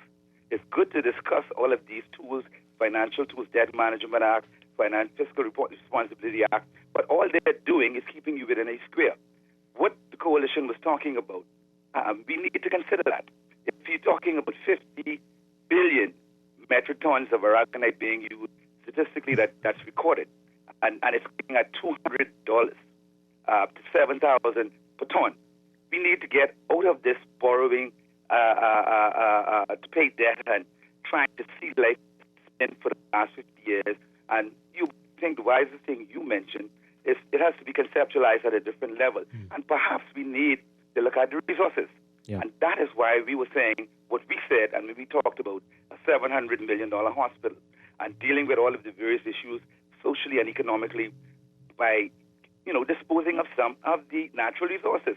Okay. Interestingly enough, we had a budget debate and not one member of parliament, not one member of the opposition, whether it's government or opposition or the independent, even never spoke to natural resources. The IMF report doesn't speak to it. In fact, what they're saying also, too, they're talking about our, what's it called now, Dwight? Properties, crown land. They're talking about putting that on an asset register and index it. So these are the things I see surreptitiously taking away whatever little sovereignty and rights we have as Bahamians. Okay. And even though their loans aren't collateralized, when the governments go to the capital markets, they may be steered in the same direction. We need to get out of what we are thinking and the ways and look at the resources and the wealth this country has and make sure that we get them on behalf of the Bahamian people, because all these types of discussion are keeping us, like you have a coloring on. You paint outside the line, you're wrong. We need to get out of it. Thank you very much. Appreciate it. Running out of time there. A text here, similar to what he said. There are other economic models that say that if you put more money in the hands of the people, you will stimulate the economy and collect more taxes. So 12% of $100 is less than 10% of $150. Economics 101, do the math. It makes a lot of sense. Well, that's what the now government is saying they expect will happen, that people will have more disposable income and will spend more. They're not putting new money inside. Well, but we don't know for sure. Where we need more money in. Do we know for sure that that's going to happen? And so we will see. We will see. All right, so we've got a minute left, Hubert. Your biggest takeaway from your interview with Marla Dukran last night, what would you say? Well, one of the biggest takeaway is unlike where many persons think, she's just a scary person shooting off her mouth about issues which are not nice for the Bahamas. She's certainly not that. She is well considered, and the points that she made in terms of the potential for the Bahamas moving to an IMF program, just based on the fundamentals, she outlined them. She was very, very clear, and the facts stands as they will. But, a couple of takeaways where she mentioned reprofiling, we have to look to fiscal responsibility and strict adherence to that. That has started under the FNM and obviously need to be considered and upgraded. We have to build a buffer, and so the issue of sovereign wealth fund or some other form needs to be given great attention. The ease of doing business reforms is important. Public sector reform, to be maybe reconsideration of looking at WTO. There's been some changes there. We have to potentially look at liberalization of foreign exchange control. But again, all of these things are complex issues which need to be put in the pot. And then finally, go back to the idea or the closing statement from Oxford Economics, where it says there need to be a more ambitious and broad-based reform agenda if the Bahamas is going to improve and grow through improving the domestic environment. And I think that those takeaways are great things for the start of the conversation and to put into context exactly what it is that we're facing with and how we are going to move to find solutions for the future. Okay. And folks, remember The Essentials with Hubert Edwards every Thursday night, 6:30 p.m. to 8 p.m. right here on Guardian Radio. Hubert, thank you very much. Appreciate it. Always a pleasure. All right. And Stephen, thank you very much. No problem. We will talk again next week. Yes. And just before we go, just a reminder about the weather. Keep an eye on that over the weekend, folks, as we have Hurricane Sam out in the Atlantic. The models do show it becoming a major hurricane by as early as tonight or tomorrow morning. Some of the forecasts, most of them have it going east of the islands. That's all of us, the Caribbean, the West Indies. But there are some steering currents that could do some other things. So we have to keep an eye on that one. Pay attention over the weekend as you go about your business. All right. Have a great weekend, everybody. We'll be back on Monday morning with more Morning Blend and Morning Blend Business right here on Guardian Radio 96.9. Dwight, Strachan, enjoy. Stay tuned for On the Clock with Aaron Green coming up next.